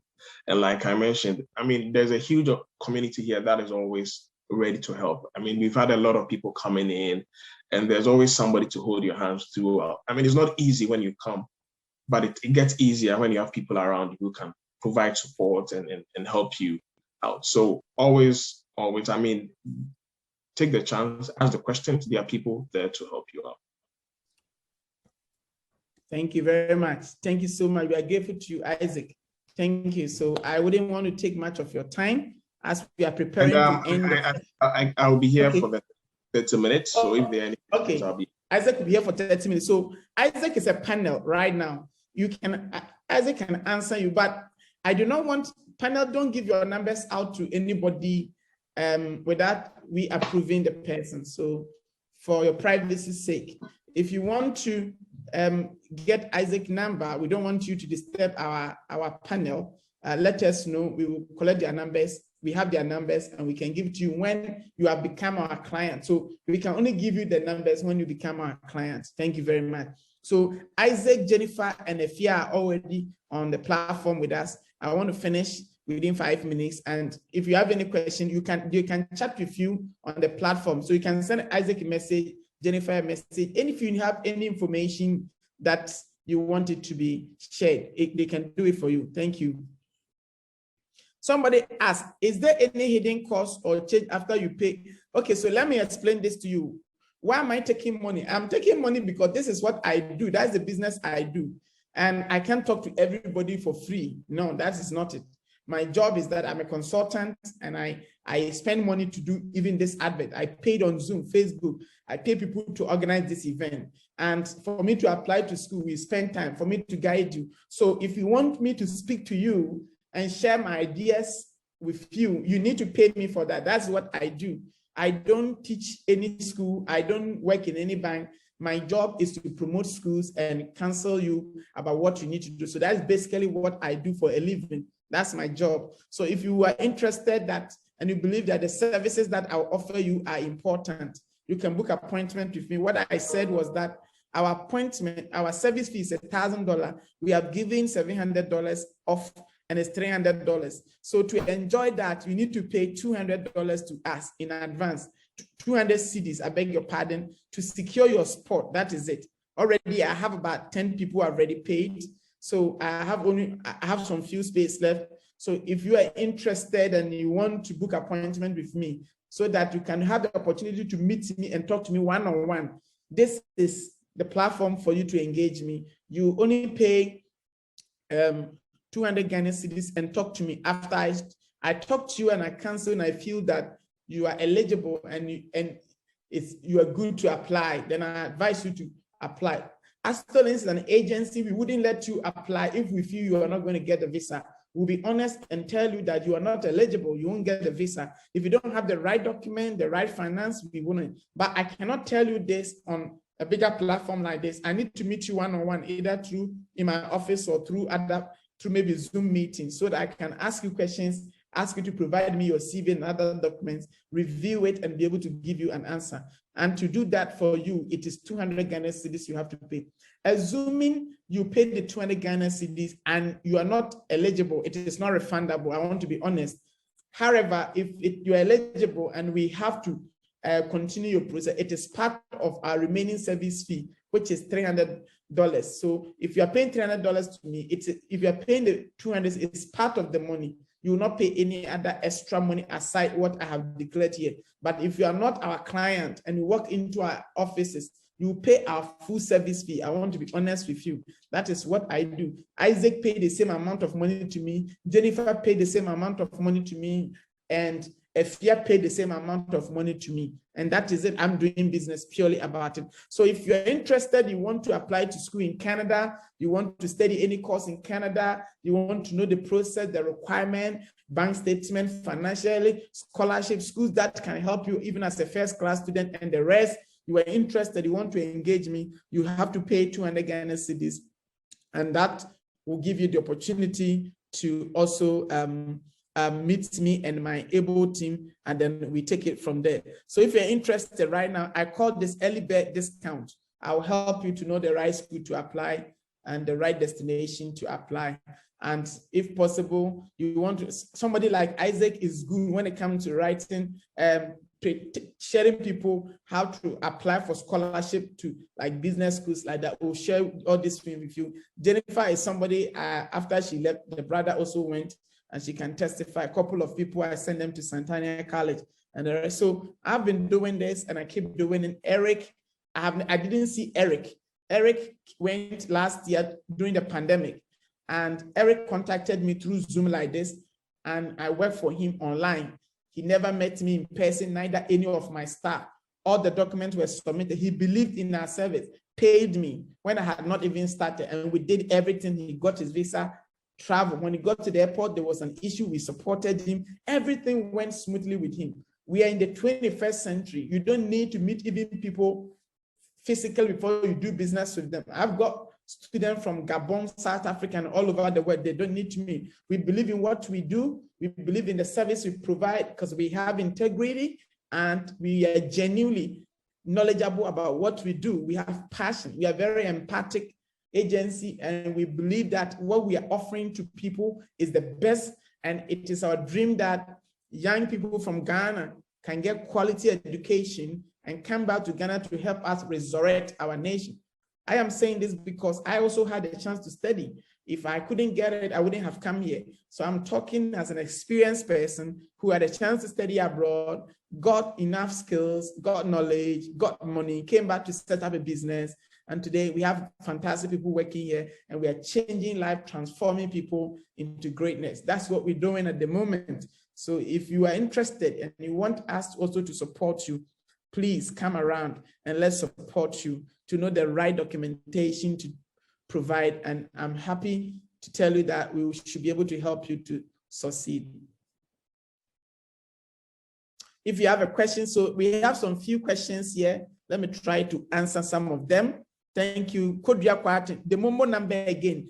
Kodria, the Momo number is 050 0244 502752. That's our Momo number. The name on it is Astolens International. If you check your screen, it is there. I have a house. Can that play a role in the statement of funding? And there's a way to go about it. Book appointment to meet me. Thank you. I'm due to complete my first semester. I want to study in Canada for my secondary degree. Will I need to submit my degree before applying? Book appointment, Mr. Yakubu, and I will advise you. Lois Tosu, one, to study in Canada after earlier option for the UK. Thank you for paying. Daniel Abrampa Menson, should I submit my children's birth certificate even if they are traveling with me to Canada? Definitely, when we're applying for visa, you should. Thank you. Lizine, that's Zita Afram. Where is your office located? We are in Kumasi, Accra, and Takrady. Kumasi is in Asokwa, opposite the mall. Accra, we're on the same road with Joy FM, Kokomlemle, and Takrady, we are on the Liberation Road, opposite the old SDA. If you go to social media, Astolens International, you're going to see us. Everything is there. Please, are there any hidden costs or charges after paying? No, there's no hidden. Mr. Sher Brown. Daniel Brampa, you have not answered any of my questions. I don't know the one you want. I'm a diploma in midwife holder. Can I have a degree in Canada? And how much does it cost? Agnes, book appointment with us and we will answer you. George, Ajabin Kwaye, is there like anything about scholarship? If book appointment with us and we'll let you. Godfred, Admako Mensa, can you go through the money part again? I said everything is, our service fee is about $1,000. We have given $700 discount today, and you only pay $300 if you register with 200 Ghana cedis. So when you pay 200 Ghana cedis today, you are eligible for our discount rate, which is $300.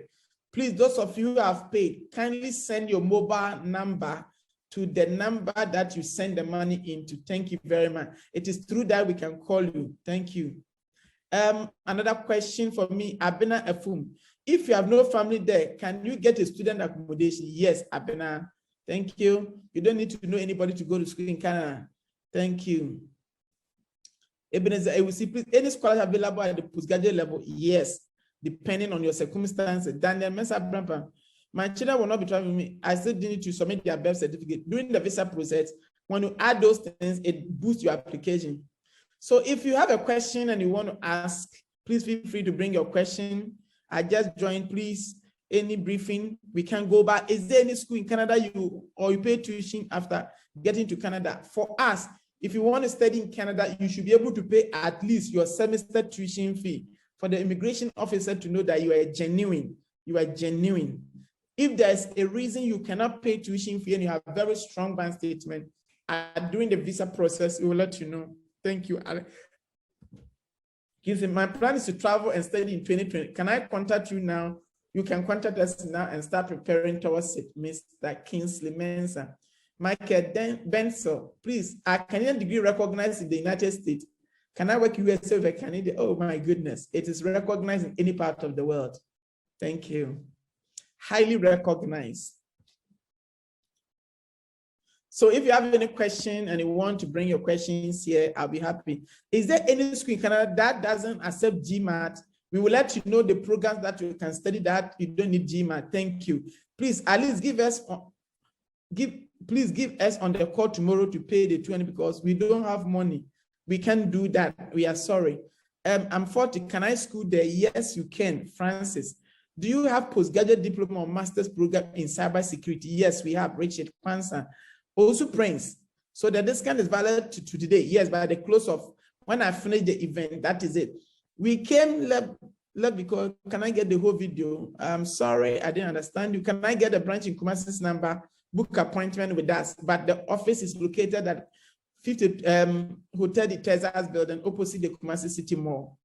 If you have a family there, can you get a student accommodation? No problem. Have you got a school in Canada? Can you help me with a visa? We work with so many schools in Canada.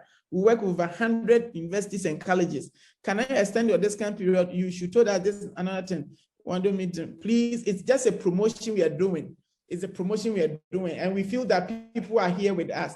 It is prudent for us to promote this for them to also get an opportunity. So it's a promotional discount. Thank you.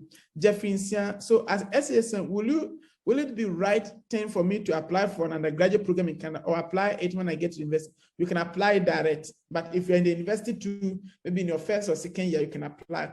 Please, with a GPA of, can you still apply for school with that? I said, book appointment, of course. We will let you know the schools you don't need that. Thank you. I would like to know if I'm in Europe, but of Ghanaian nationality, will it be my payment be different than? No, the same payment wherever you are. Can I get a school in USA? You should talk about USA.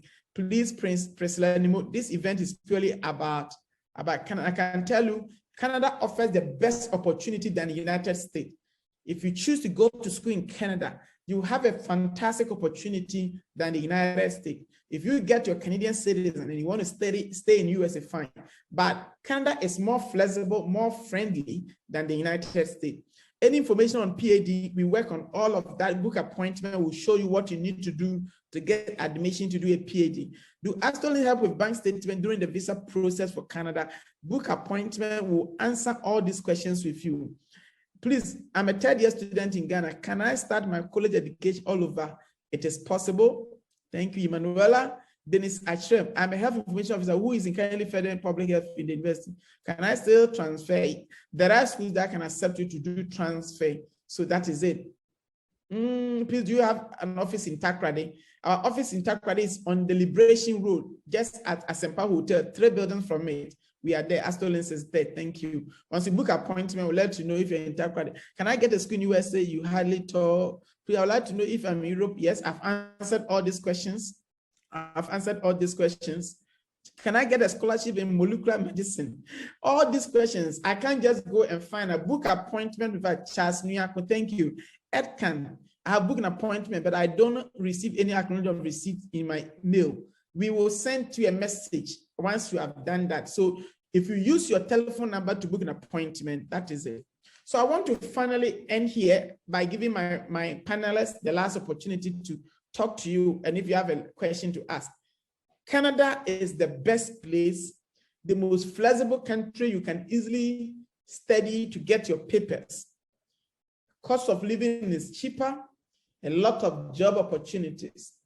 Canada has a friendly immigration.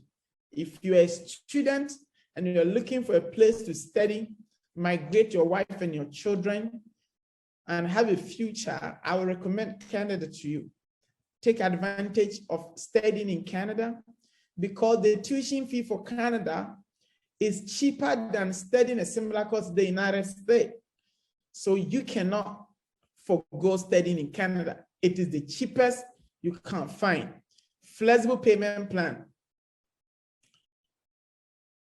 Thank you very much. As I said, some people are still asking me, what is the 200 city appointment for? The 200 appointment is basically for those who want to study in Canada.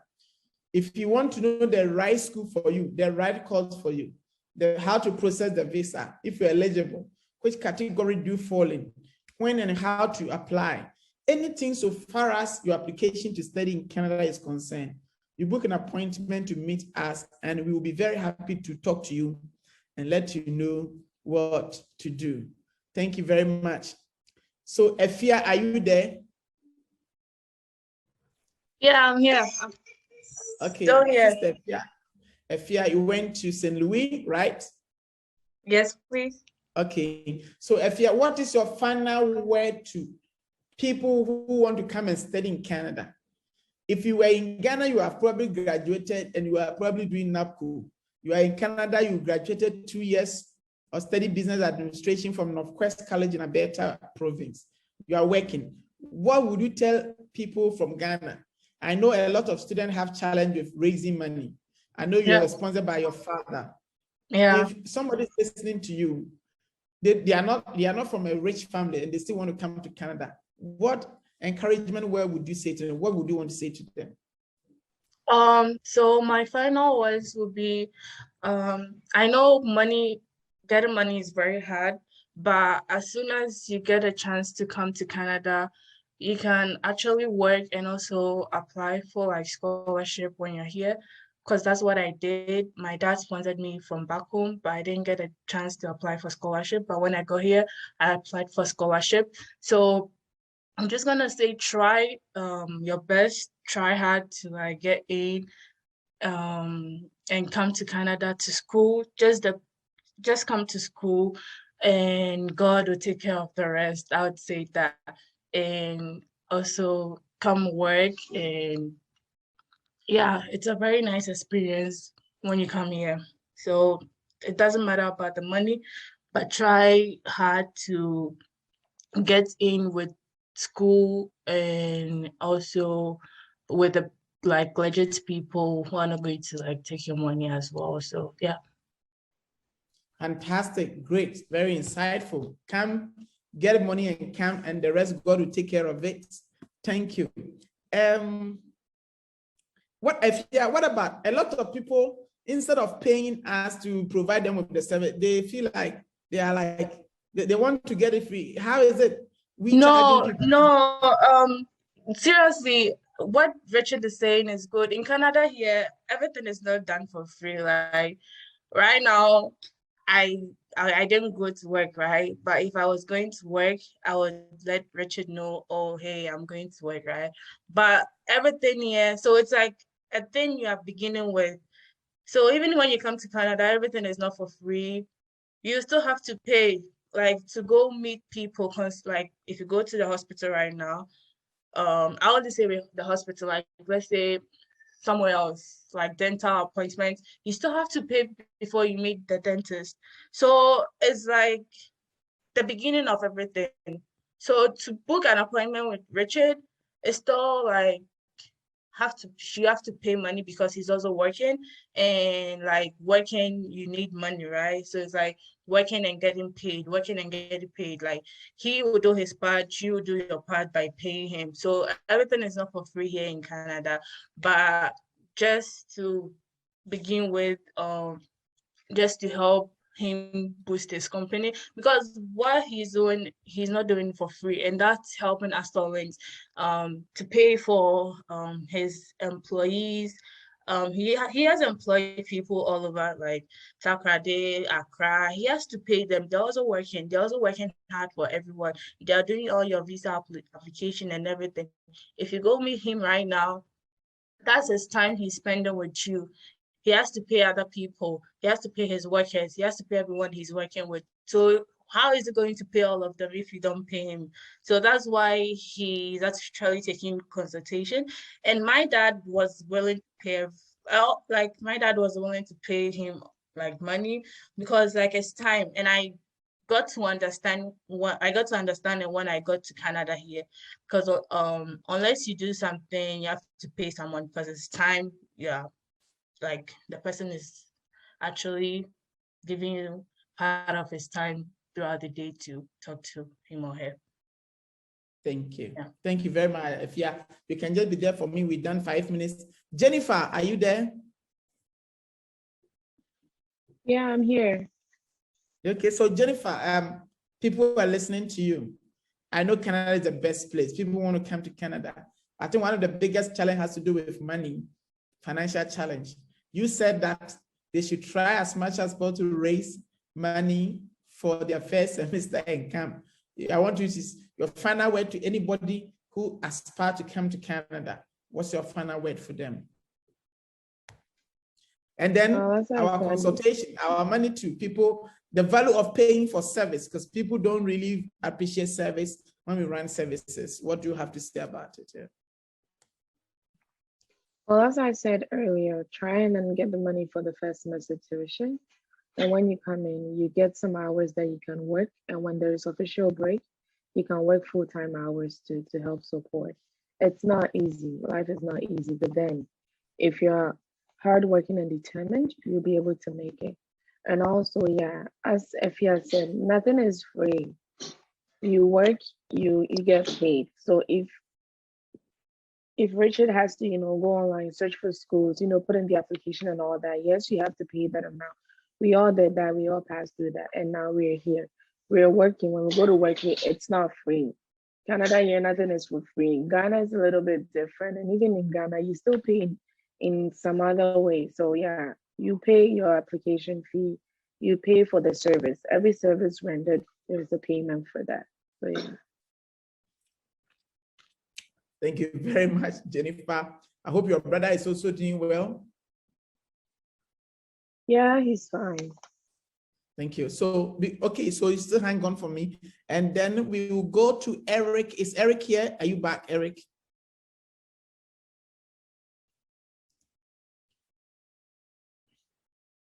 Okay, Eric is not back. So we're going back to Mr. Kwachi, Mr. Isaac Ajimai Kwachi.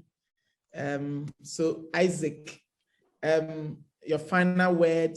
We also take a service fee. People, maybe as you live in Canada, how is service rendering business? Because I don't sell product, I only sell my service. I only talk and get paid. So what have you got to say about your final word about people who want to come to Canada? And we also working as educational consultant.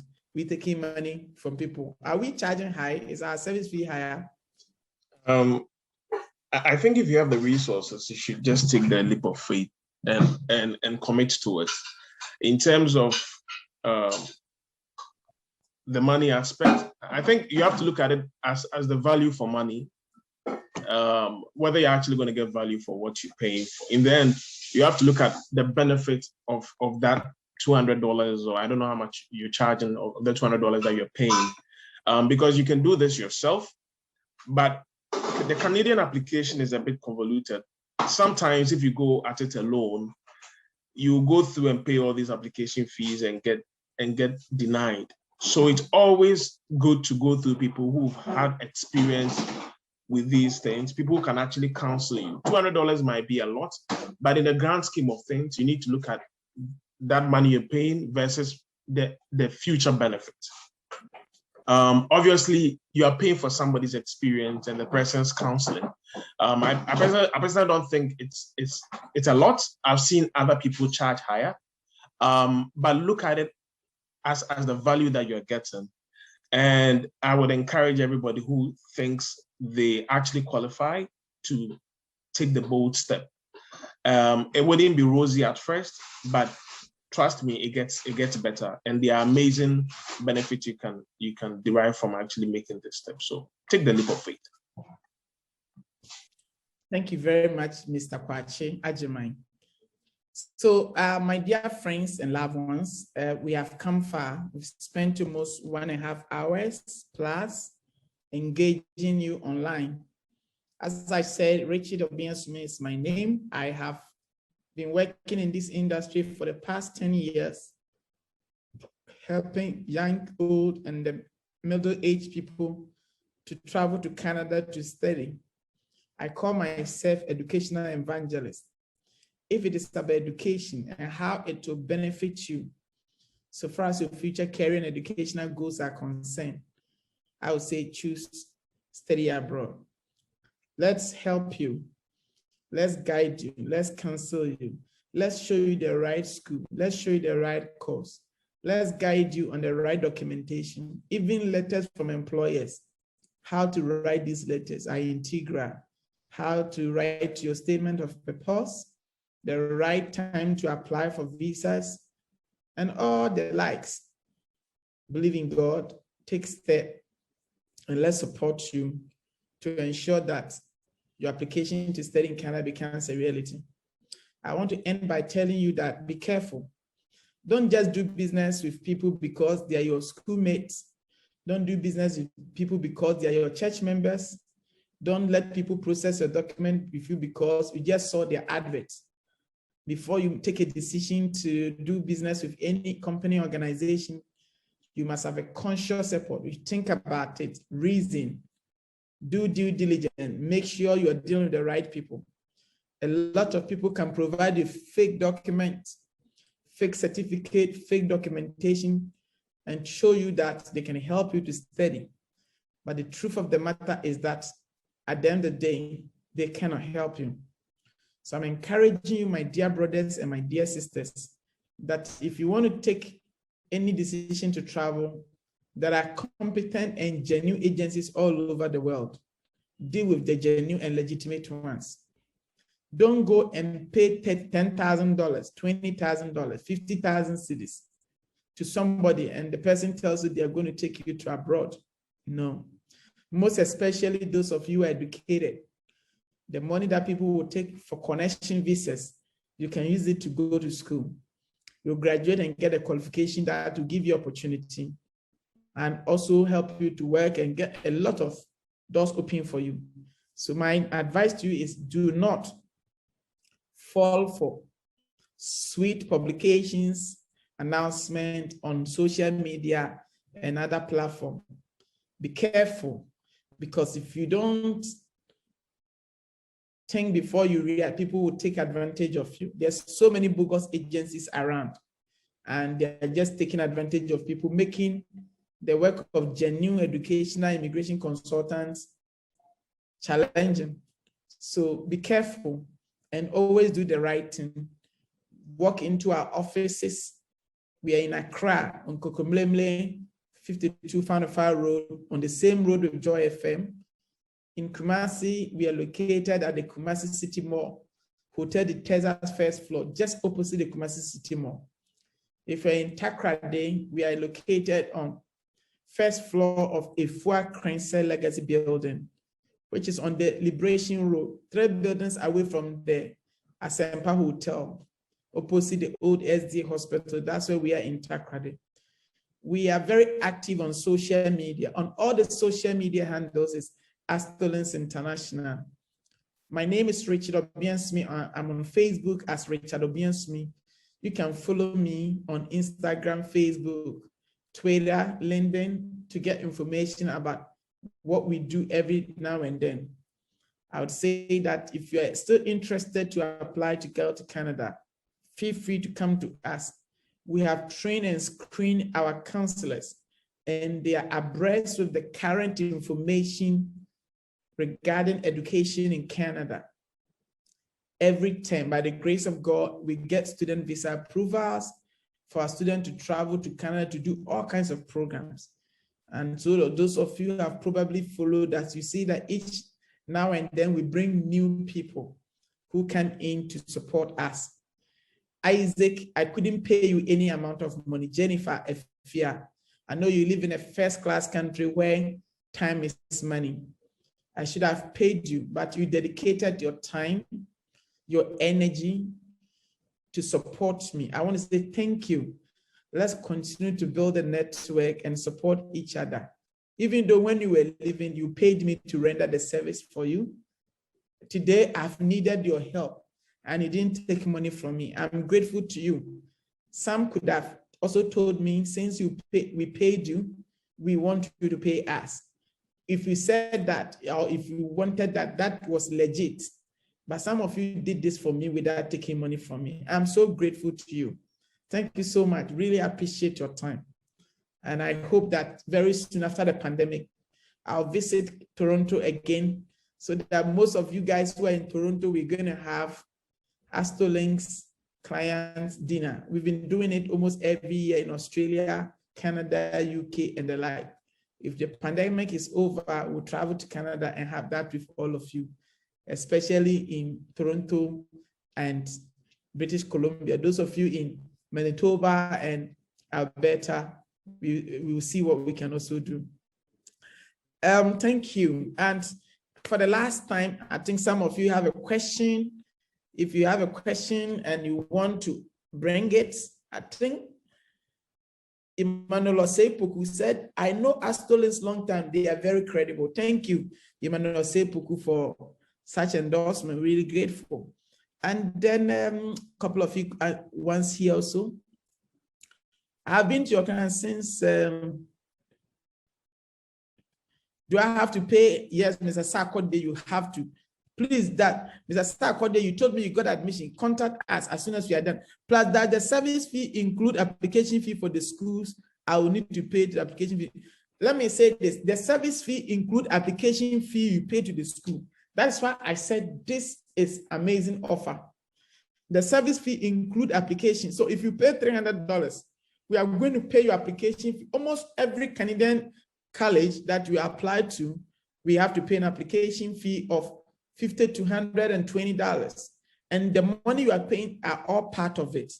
So as I said, if you do not apply right now to enjoy the promotion, you are going to pay for all that. So if you pay us the $50 and we continue your process, your service fee is part of it. And I can assure you that we should be able to help you to go through the process. We are processing now for those of you who want to go to Canada in January 2022 and April 2022, which is the summer intake. Even if you want to go fall 2022, you can start. Anytime you want to go, we can start your process. And the good thing is that now the Canadian government has said that even if you get your visa, you can start your course online and then you join your colleagues in Canada during a transition period. So if you are ready right now, you can do it. Lucky for a client who started his course fully online, graduated, and he has been able to apply for his PR, his work permit from Ghana. And this client wanted enough point. The fact that he studied in Canada, he gained enough point, and that has helped him to apply for the express entry from even in Ghana here. So you can take advantage to apply to Canada. And I know that at the end of the day, your future will be fantastic. As we are about to end, we can watch this small video again for the last time, and then we take it from there. Thank you. Enjoy this video about various cities in Canada.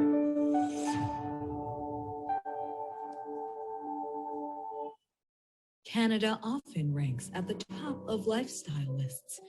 It offers employment opportunities. It has decent standards of healthcare and education. If you are planning to immigrate to Canada, one of the most difficult choices will be to pick the best place for you to live in Canada. Here we share some of Canada's best cities to live in for new immigrants. 10. Montreal, Quebec. Montreal has Canada's second largest economy. It is also one of the best places in Canada, if not the world, to raise children. Kids in Montreal are highly likely to grow up learning and speaking 2 languages. Not only are the kids happy and safe, but their parents and guardians find it easier to enter the labor market or to continue their studies. Living costs in Montreal are generally more affordable than in other large Canadian cities. A home in a Montreal neighborhood can be rented for as little as $400 per month, with some one-bedroom apartments starting at $550 to $600. Household utilities are quite reasonably priced and generally charged per month. 9. Vancouver, British Columbia. Vancouver, a metropolitan city with a small-town vibe, is one of the most ethnically and linguistically diverse cities in Canada. 52% of its population are not native English speakers. Each of the city's unique neighborhoods presents plenty of opportunities for employment and for enjoying recreational activities. Vancouver is family-friendly. Hello, so I think I need to also, as well as highly rated. I want to give one more education. We are looking at the visa process for Canada. I want to look at it from this angle. So I know the time is almost due. Isaac and Co are here, and Jennifer, I'm seeing. I think my panel members are leaving now. I don't want to, okay, they are still here. Thank you. Thank you so much, Jennifer, Isaac, and Afia. Thank you. So I'm going to give you some free information about the visa process. some free gifts. I'm giving a free gift to you guys right now. So we are looking at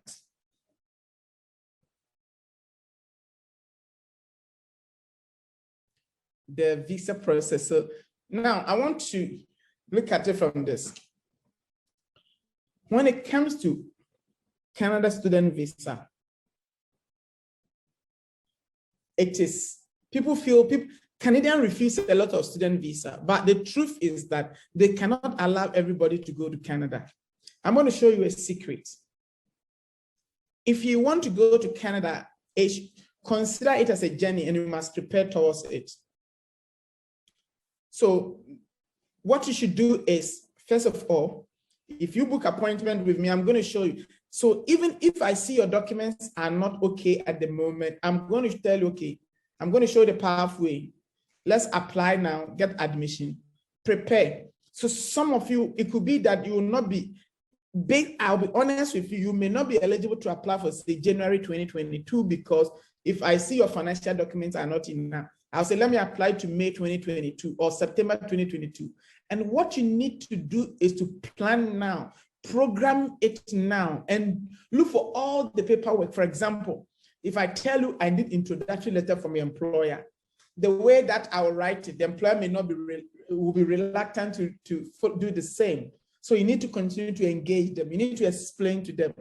Probably you need to find a company where they can do that for you. So all these things will take time.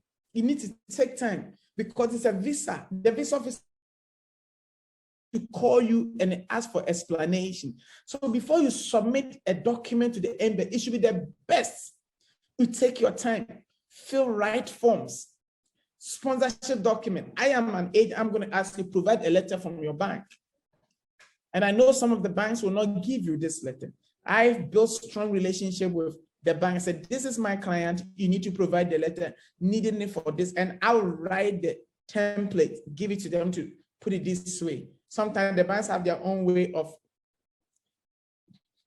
preparing the letter. We'll look into it. So a whole lot of the sponsorship letter. How does your sponsor letterhead look? Some of you, your letter is just a Word document. You put something there. No. Do you think when you put this before a visa officer, they will be pleased? If you, sometimes we have to create a new, you need to create even Facebook names for the business. Because if somebody is going to sponsor you, they want to look, is a business genuine? What makes a business genuine? If you have money in your account, that is not enough. You need to prove beyond reasonable doubt that the business is genuine. We can ask you, create a Facebook page for the business, do a new letterhead, put a mail address, that is institutional, a whole lot of documentation is needed. So people don't do all this, they just rush and they pray. They go to mountains to pray. I want you to get in a visa. It's not about prayers, it's about documentation, it's a principle, it's about getting the right paperwork to do. And if you pray on top, fantastic. If you don't do the physical thing and you pray alone, it will not work for you.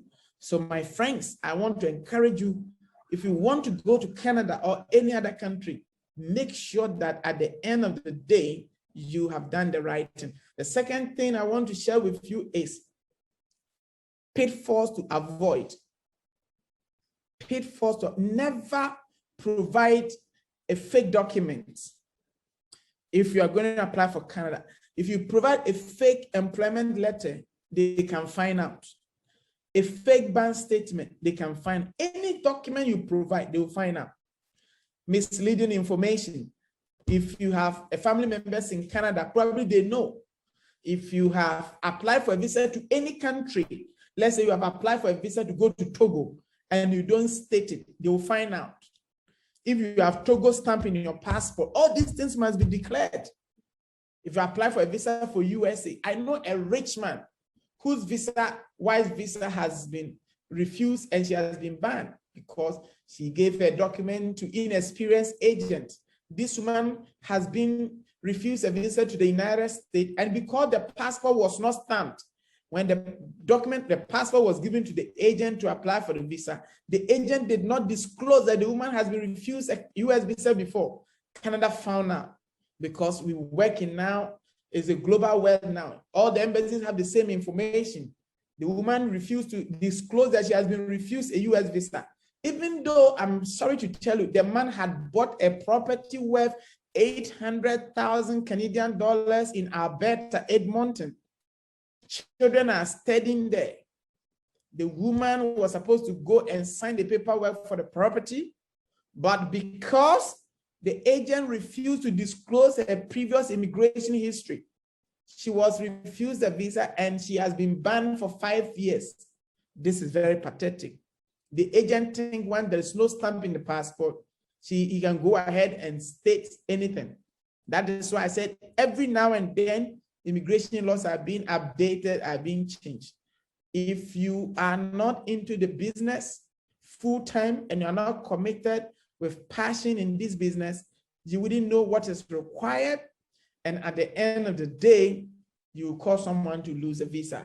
So those of you who want to travel, please deal with right people. And also make sure that you take your time and organize all your paperwork, and you will get there. I want to state also that let's assume you want to go, but you don't have money today. Is it the end of your life? No. If you don't have the money, take your time. Keep praying. Keep trusting God and wait till the appointed time. You will go. Don't force yourself by providing misleading documents that can spoil your future opportunities. If today that you are not eligible, you may be eligible tomorrow. So you don't destroy your future. I was refused a Canada visa in 2006. I was refused a Canada visa. But later on, I got all the visas I wanted in Canada. And for the past, if I travel to Canada, I don't even remember the last time I spent 10 days even in Canada. Spend 5 days and I come back home. Have a bank account, everything in Canada. So please, my dear friends, if you want to apply, take your time, relax, go through the process. Let's advise you, let's show you what to do. Go through the process and at the right time, put in the application. You'll be successful. That's it, you'll be successful. And your future will be colorful, your future will be exciting. As I'm still having about 7 minutes, I'm closing 4:15. So I have 7 minutes to end the session. So if you're here and you still want to book the appointment, the information is on the platform now. The information is here. You can book appointment to meet me and we take it from there. Thank you so much. If you're still here, you want to book appointment with me, once you are watching the video, please go ahead and book the appointment. Okay, I think Eric wanted to talk to me. Let me see. Eric is still here. I think Eric is back. Eric is back. Okay, so Mr. Eric Nyano was working with the Zenith Bank. Eric, okay. Eric.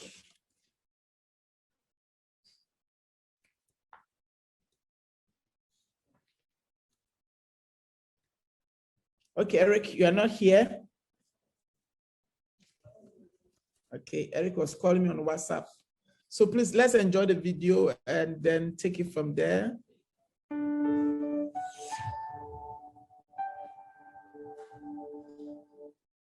Canada often ranks at the top of lifestyle lists. It offers employment opportunities. It has decent standards of healthcare and education. If you are planning to immigrate to Canada, one of the most difficult choices will be to pick the best place for you to live in Canada. Here we share some of Canada's best cities to live in for new immigrants. 10. Montreal, Quebec. Montreal has Canada's second largest economy. It is also one of the best places in Canada, if not the world, to raise children. Kids in Montreal are highly likely to grow up learning and speaking 2 languages. Not only are the kids happy and safe, but their parents and guardians find it easier to enter the labor market or to continue their studies. Living costs in Montreal generally more affordable than in other large Canadian cities. A home in a Montreal neighborhood can be rented for as little as $400 per month, with some one-bedroom apartments starting at $550 to $600. Household utilities are quite reasonably priced and generally charged per month. 9. Vancouver, British Columbia. Vancouver, a metropolitan city with a small-town vibe, is one of the most ethnically and linguistically diverse cities in Canada. 52% of its population are not native English speakers. Each of the city's unique neighborhoods presents plenty of opportunities for employment and for enjoying recreational activities. Vancouver is family-friendly and full of fun things to do with your loved ones, as well as highly rated educational programs, which makes it a great place to raise children. The cost of living and housing prices are high compared to other places in Canada, but the average income and style of living in the area are high as well. 8. Toronto, Ontario. Toronto often ranks highly as one of the happiest places to live and work in the world. What I was trying to say again is that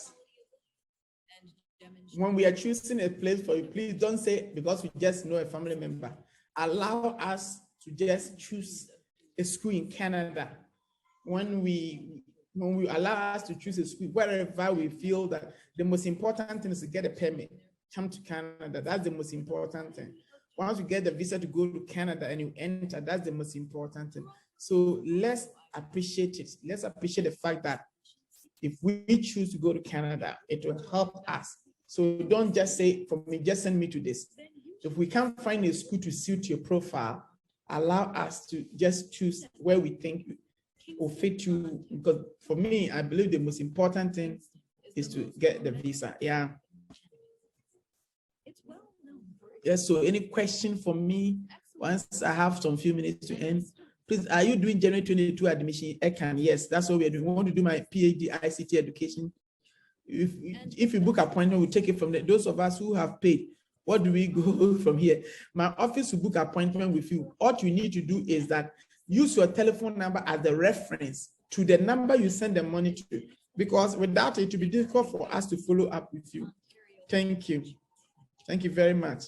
And I want to send this. You can also visit. I'll give probably my last contact details.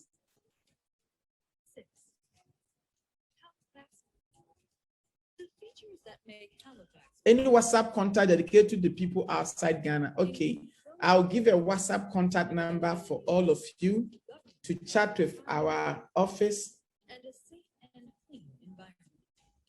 Oh, Mr. Kwame and Kobia, are you here? Okay. Okay, Mr. Kwame and Kobia, you're in Toronto. Thank you. All right, again, this is Kwame. All the information provided by Rachel. Oh, Mr. Kwame and Kobia. I didn't know you'd be here. Wow, it's interesting. Wow, fantastic, great. I mean, Mr. Kwame and Kobia, you want to talk to people? Okay, let me see. I'll let you talk to. Wow, Kwame and Kobia. I never spoke to any of my clients to come and say anything. Any of our clients, never. I have integrity. So I don't tell you come and just say any sweet word. I always want people to come in and be honest and speak the truth. And that's what I do. Because I know what I'm saying, what I'm doing is the best. I don't need to coerce anybody, because as I'm doing this, Canada embassies, all officials can also join us. And I always want to be honest and tell my people the truth. I won't lie to you. Everything I've said here is being listened to people from all over the world. And I always want to be honest. Mr. Kwame and Kobia, are you here? You want to talk to, we have about 90 people now on this platform. Do you want to speak to them about Canada? You live in Canada, and the presentation I have given. Is there something you want to share, you want to add to it?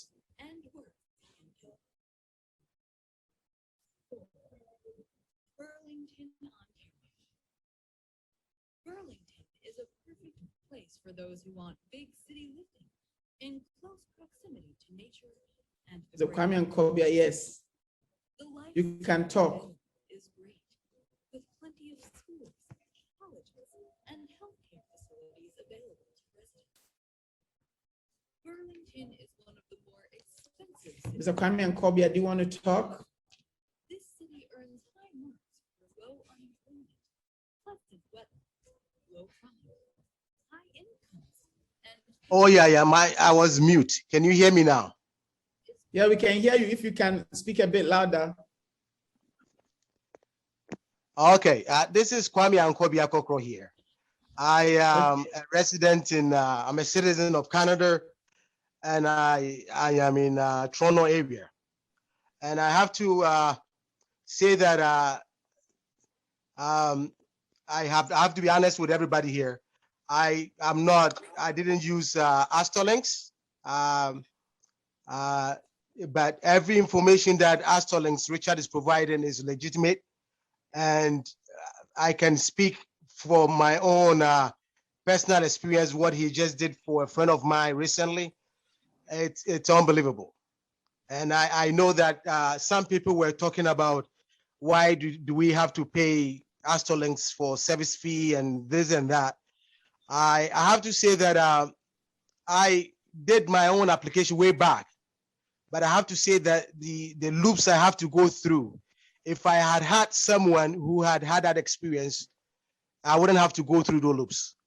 And some of the times I applied for, I paid my application fee, and just imagining you pay application fee and you don't get to the school. The school doesn't admit you. That is the money lost.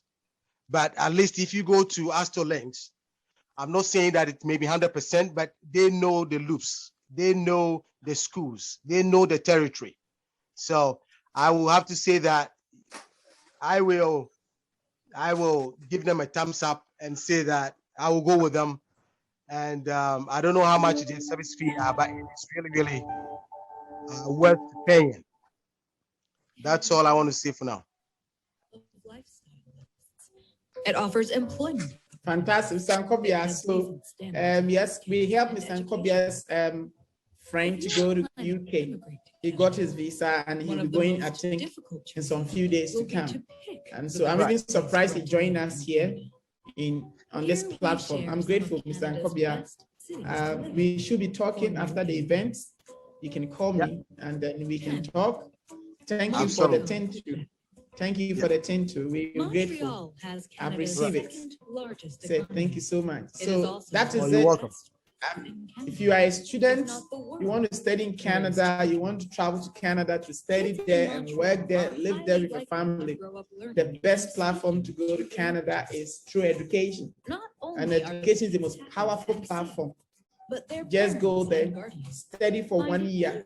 There are even provinces in Canada you can study even just for 1 year, and you can get additional points to apply for your permanent residence. This and many more are the reason why I encourage people to go to Canada. There are so many beautiful countries around the world with fantastic opportunities, but Canada offers a world-class, outstanding immigration programs for international students. And irrespective of where you come from, who you are, there is something for you. If only you are ready to go through the process, you're gonna get the opportunity to go to Canada. So if you are ready and you're interested, as I said earlier on, you can contact me and my team. And we will help you. Our passion is to help people to succeed. Our passion is to help people to meet their needs.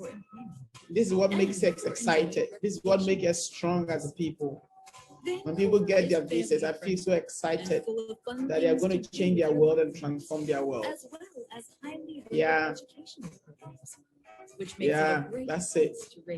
So if you are here, you are listening to me. The cost of living and my dear friend, come on board and let's meet you but the average income. All those of you who have registered, tomorrow morning, we are going to have what we call meeting with you again on Zoom. I will take it from there. So please, we will be contacting you very soon and take it from there. But Isaac, I can still see you are here. It's Isaac Ajima. You've been incredible. Thank you so much for your time. Mr. Isaac, do you want to speak? And innovation, health. If there's something you want to share in addition, Mr. Isaac, and ease of doing business. the platform is open for you, please. The unemployment rate in Toronto is very low, and many individuals find satisfaction in their personal incomes with a variety of job opportunities in the area. Mr. Isaac, do you want to speak to me, please? You want to speak to the team? Is there something you want to say? If you enjoy a dynamic and exciting atmosphere, Having a family in Canada, wife and children, how is it? 7. Kingston, Ontario. Oh, hi, Richard. Sorry, I think I was on mute. Isaac. I don't know if there's a specific question. So having a wife and children in Canada, how is it? Having a wife and children and the like, how's living in Canada? How is it? Well, I think it's a very good place to raise a family, personally. All right. And for me, I think that's one of the reasons why I chose Canada instead of the US, because those are the options that I got. The fact that, once you even give birth, the woman is allowed to stay home for like a year and still gets paid throughout the entire year. It's a very good way to connect and bond with your kid. And unlike other countries where you might not have that opportunity, they will certainly provide that opportunity for you to stay home, raise your kid up. So in terms of building a family life here, I think it's one of the best countries you can actually do that. So for me, I think it's been a very good experience. Wow. Fantastic. So Isaac, you now have a kid then now? I just did, 3 months old. Well done. Congratulations. Thanks. Okay, thank you. And thank you. So if you have a question, you want Isaac to address it now, I'll give you the opportunity.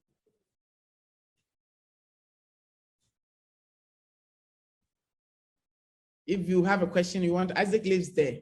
If you want Isaac to answer a question for you, please.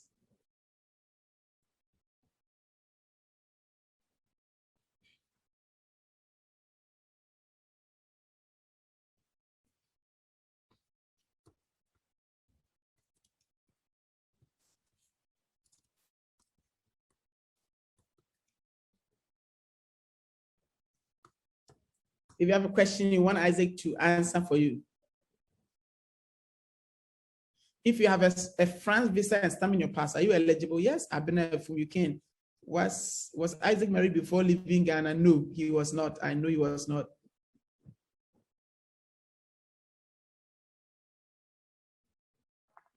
For the people who are married, I have friends who got admission and they were able to come with their wife. They were able to come with the entire family, including their kids. So I think it depends on your situation. Especially if you come with a scholarship, you'll be able to come with your entire family. So that's one thing that you can also look at.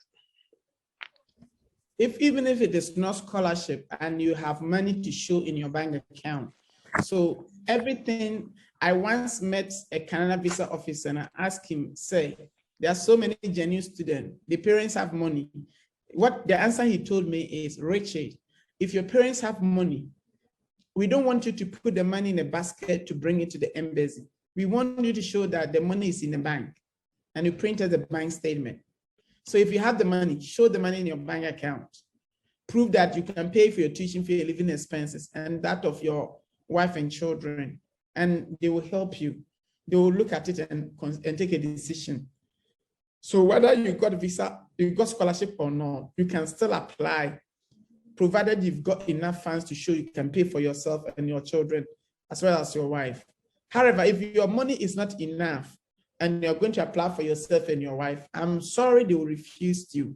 And this is where we came in as a consultant to ensure you do the right paperwork. Can you bring your girlfriend if you are not married after your program and you get PR? As far as I know, the person must be a legitimate partner. Please, okay, how much is the entire amount for a family of 4? We book appointment, we take it from there. Can you bring your girlfriend? I've answered, please apply for a visa and refuse. You can still apply again. Do you have HND graduate have a chance? Yes. If you have HND, there are schools you can do a top up and get degree for 1 year. My full name on Facebook is Richard Obiansumi. What is the cost of living in his province? About $11,000 for Ontario is about $11,000. That's estimated living expenses. Please, I joined the meeting late. Could you help me with the slide detailing the tuition fees? The tuition fee, the average tuition fee for Canada is, let me see. I made estimates here. This is the slide showing the tuition, average tuition fee for a year and the rest. How long did it take him for? You can get your PR 2 years. 2 years. Sometimes after your course 1 year, you can apply for the PR depending on your circumstances. So how long somebody can get PR depending on so many factors. Yeah. What's the chance of getting a job? Very high. If you have a France visa and blah, blah, blah, blah. So Isaac, I want to ask this question. What are the chances of getting a job within your area of study? I think it depends on what you studied, to be honest with you.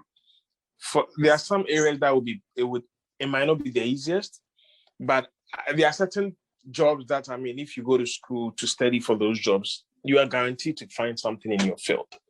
As far as you're concerned, what are some of them, as far as you're concerned? Okay, so nursing is one. Okay. I don't know a single nurse who is fully licensed and is unemployed. It doesn't exist. Okay. IT, cybersecurity, IT, anything related to information technology. It's one. Business is one field. I mean, if you get a chance to get a CPA or a CFA, amazing. You would certainly find something in your people field. want to know the CPA and the CFA. Yeah, CPA certified professional accountant and CFA certified financial. Can you let people know the meaning? So CPA is chartered professional accountant, Okay. and then CFA I think is chartered financial analyst, but it's for people who want to go into investment banking. But the CPA is mostly for accountant. If you have any of these, even if you don't have the CPA, and let's say you have the ACCA or the CA from Ghana, you can always come in and turn it over or write 1 or 2 papers and get the CPA. Because when I was coming, I had the ACCA and I got the CPA when I was here. So in the business field, it's a very good place to also find work once you're done. So even in coming, the course of study is very important because you're going to pay money to do these things. So you need to be very careful what course you actually study or what program you select. It's very important because we are not in the position to do anything and compete with people who've been here for a long time. So you have to, select something that gives you advantage. And I mean, even if you're not interested in anything, I think the IT field is something that a lot of people would thrive in. So it's a field you can also look at. So we are looking at, we've got health, we've got IT, we've got business, especially accounting and finance, data analytics area, that's analytics people. And then I also want to add engineering. If you've done a course in engineering also, it's really fetching. And they also have the construction, those guys who are into project management, construction, building and technology is a fantastic area. If you look at it, if not covered, tourism and hospitality industry was also really growing very well. And if you look at fashion and the rest, all of them are. So I would say yes, but I mean, if you look at the health, yes, fantastic. And COVID has come in to help those who did health. And when we talk of health, we are looking at nursing, we are looking at disability studies, we are looking at those who do social work, those who do public health, child support work, and all those kind of areas. They are all under the health. If you look at the business, those who have done accounting, those who have done digital marketing, those who have done finance programs, those who have done courses like management information systems and the rest.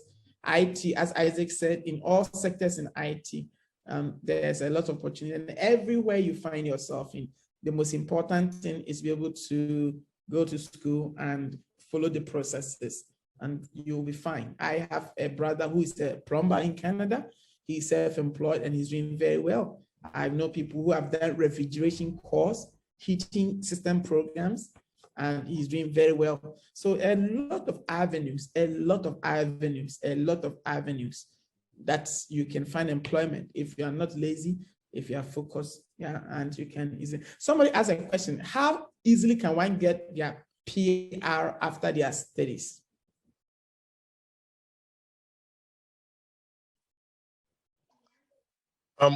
I guess that question was directed to me. Yes. Yeah, typically once you're done with school, within 6 months to a year, you should get your PR. Okay. So if, let's say you went for a 2-year program, after that, they'll give you a 3-year work permit. But once they give you that, once you can show that you are done with school, you have your certificate, within 6 months to a year, you should have your permanent resident. Okay. Yes, Isaac has answered that. Yeah. And then from there, if you get your PR, how long will it take you to get your citizenship? Within 3 years, you should be a citizen if you want. Okay. If you get your PR within 3 years, if you want to become a citizen of Canada, I don't want to. For the citizen, I always want to be a Ghanaian and hold a Ghanaian passport, because one day I'll become the president of the Republic of Ghana. If I have a dual citizen, I'll not get the opportunity. Maybe one day Isaac will become the governor of Bank of Ghana. If you have a Canadian passport, they may not allow you unless you renounce it. So, recently one of the MPs, a seen of Honorable Colin Jechi or whatever the name may be, he didn't renounce, they took him to court, and currently is with the law court at the moment. So it's good to be a citizen of Canada, a permanent resident. For me, I said a permanent resident is always good for me. Once I'm able to travel to Canada and do business in Canada and come back to Ghana. But those who want to have the black book, why not? They should go for it. It's interesting. So yeah, if you are here and you are looking forward to meet me, once again, this is the last time. Isaac has always been there for me and really appreciate a lot. Isaac, God bless you. Despite of COVID-19, I hope I can still pursue hospitality and tourism and get a job afterwards. Why not? What about a course in education? Fantastic. There is a course we can do to become a teacher in Canada, and that is my profession. I'm a teacher by profession, and that's my area. I book appointment with me. Let me show you the pathway to become a teacher in Canada, what you need to do and go through to become a teacher in Canada. Everything is possible. If Isaac is currently working with the Ministry of Finance in Canada, then you can work as a teacher in Canada too. Can I still pay for some promotion before 11 p.m. today? I'm sorry, no. As soon as I'm done with the event, we are done. Is it difficult getting jobs in early childhood sector? It is not difficult at all, my sister. There's a lot of job areas. So I think we have come far. I want to say thank you, everybody. Isaac, do you want to say something finally?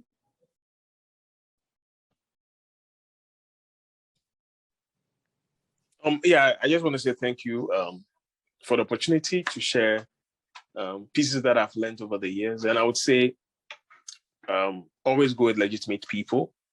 There are a lot of people out there who would say they can help you, but it's always good to go with trusted people. One thing I would also say is that if anybody tells you, once you come, it's going to be very rosy from the start, they're lying. You would have challenges, but there's always light at the end of the tunnel. Pray about it, and I think things would work well. Thank you so much, and I think have a good rest of the day to everybody. Thank you so much.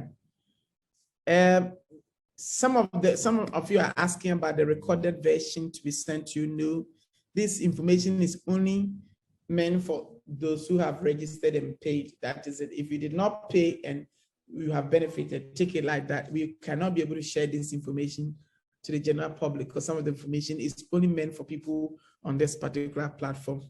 As I said, I'm ending here.